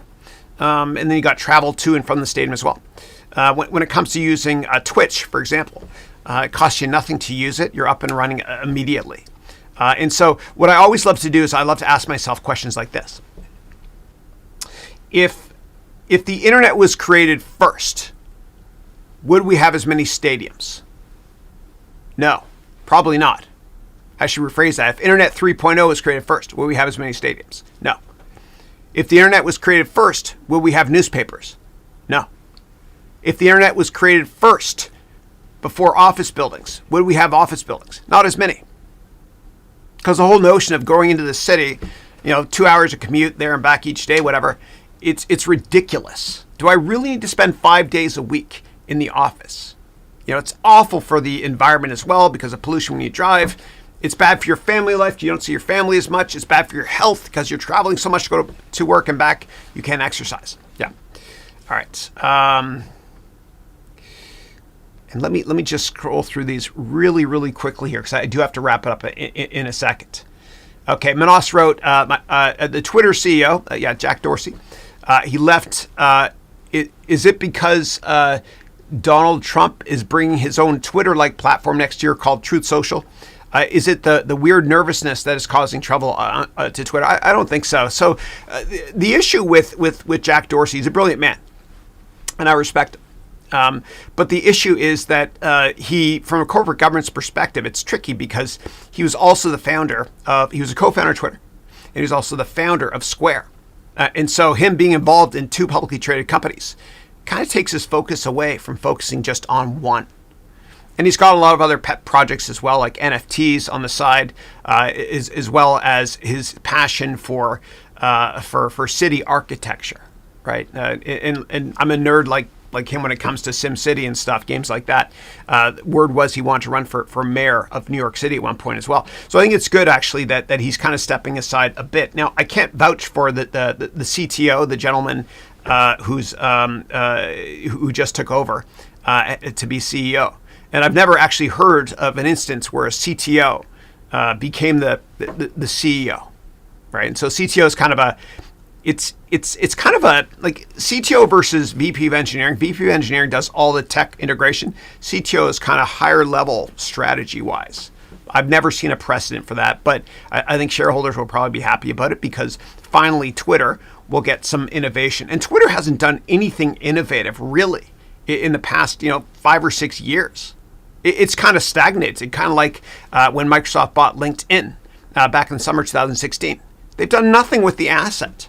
At least integrate it better into Microsoft Outlook to make Outlook relevant. But when it comes to Twitter, there's been so many misexecutions. For example, they bought Vine, which really should have been TikTok. And then they just put it to bed. They did nothing with it. Right. And so Twitter is where startups go to die, I guess, or at least that's been that way in the past. Hopefully that will change. But from a management perspective, it makes sense to have one person focused all their time on just running the company and not two companies.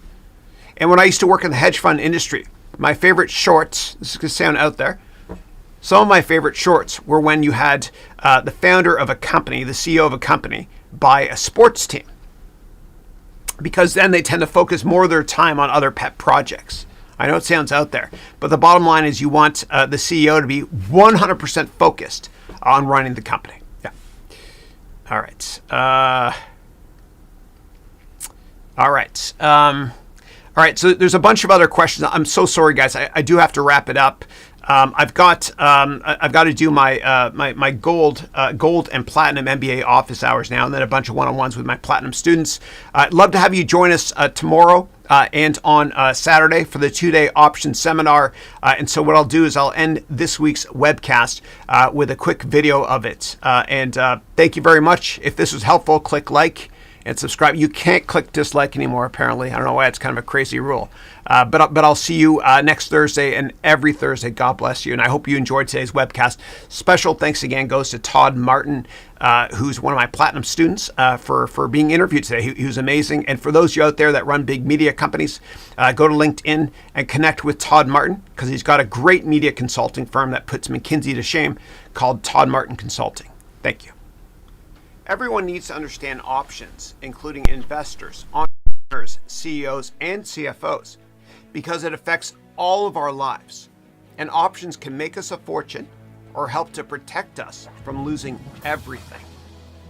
Now, when you invest in stocks, it's offensive as you're trying to make money. But when you invest in options, it's offensive and defensive as you can protect your money as well. And did you know that the size of the global options and derivatives markets is 6 times bigger than the size of all stock markets?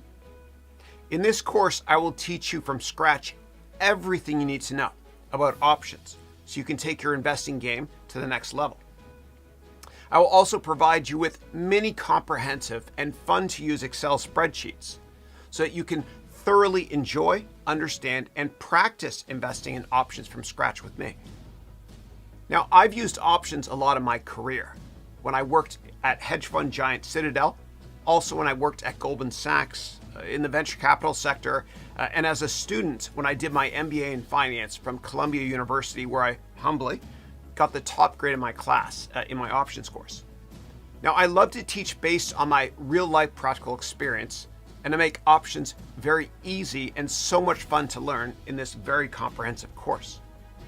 And no prior knowledge of options or stocks or how to invest is required to take this course, as there are 3 tracks, meaning 3 different ways to take this course.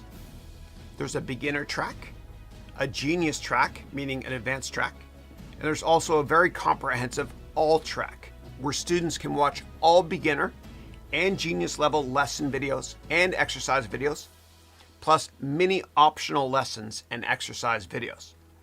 Now, this course contains hundreds of videos, and there are so many ways to take and benefit from many or all of the lectures in this course. And I want you to think of me as your very humble waiter. And when you go to a restaurant, you only order what you're interested in on the menu. Now, in this course, the menu items include everything you need to know about options, as well as many additional topics like how to go long or short a stock, or options, long and short as well, or commodities or ETFs, or what are other derivative products like swaps, futures, forwards, and how to do fundamental or valuation or technical based analysis on stocks and companies, and how to learn statistics and data analysis from scratch in order to take your investing game to the next level. There's a lot to it. I even teach you in an optional section how to use Excel from scratch, as I've used Excel on Wall Street, in the consulting industry, and in the hedge fund industry and venture capital sectors as well over a couple decades. I'm clearly dating myself there. So this very comprehensive options course is several courses in one. Now, in this course, I provide you with mini Excel spreadsheets so you can learn everything you need to know about options, including an introduction to options, how to value options using 3 different valuation methodologies, and there's also more than 35 strategies in the third part of this course that we'll create together that use either 1, 2, 3, or 4 options in a single strategy. And what we're going to do is we're going to start with the basic building blocks of options. and we'll build upon what we've learned together using many very fun props until we have this incredible aha moment and it all makes perfect sense. Now there's a 30-day money-back guarantee on this course, so you have nothing to lose and everything to gain. This will be easy and fun, and I'll see you in class. Thank you.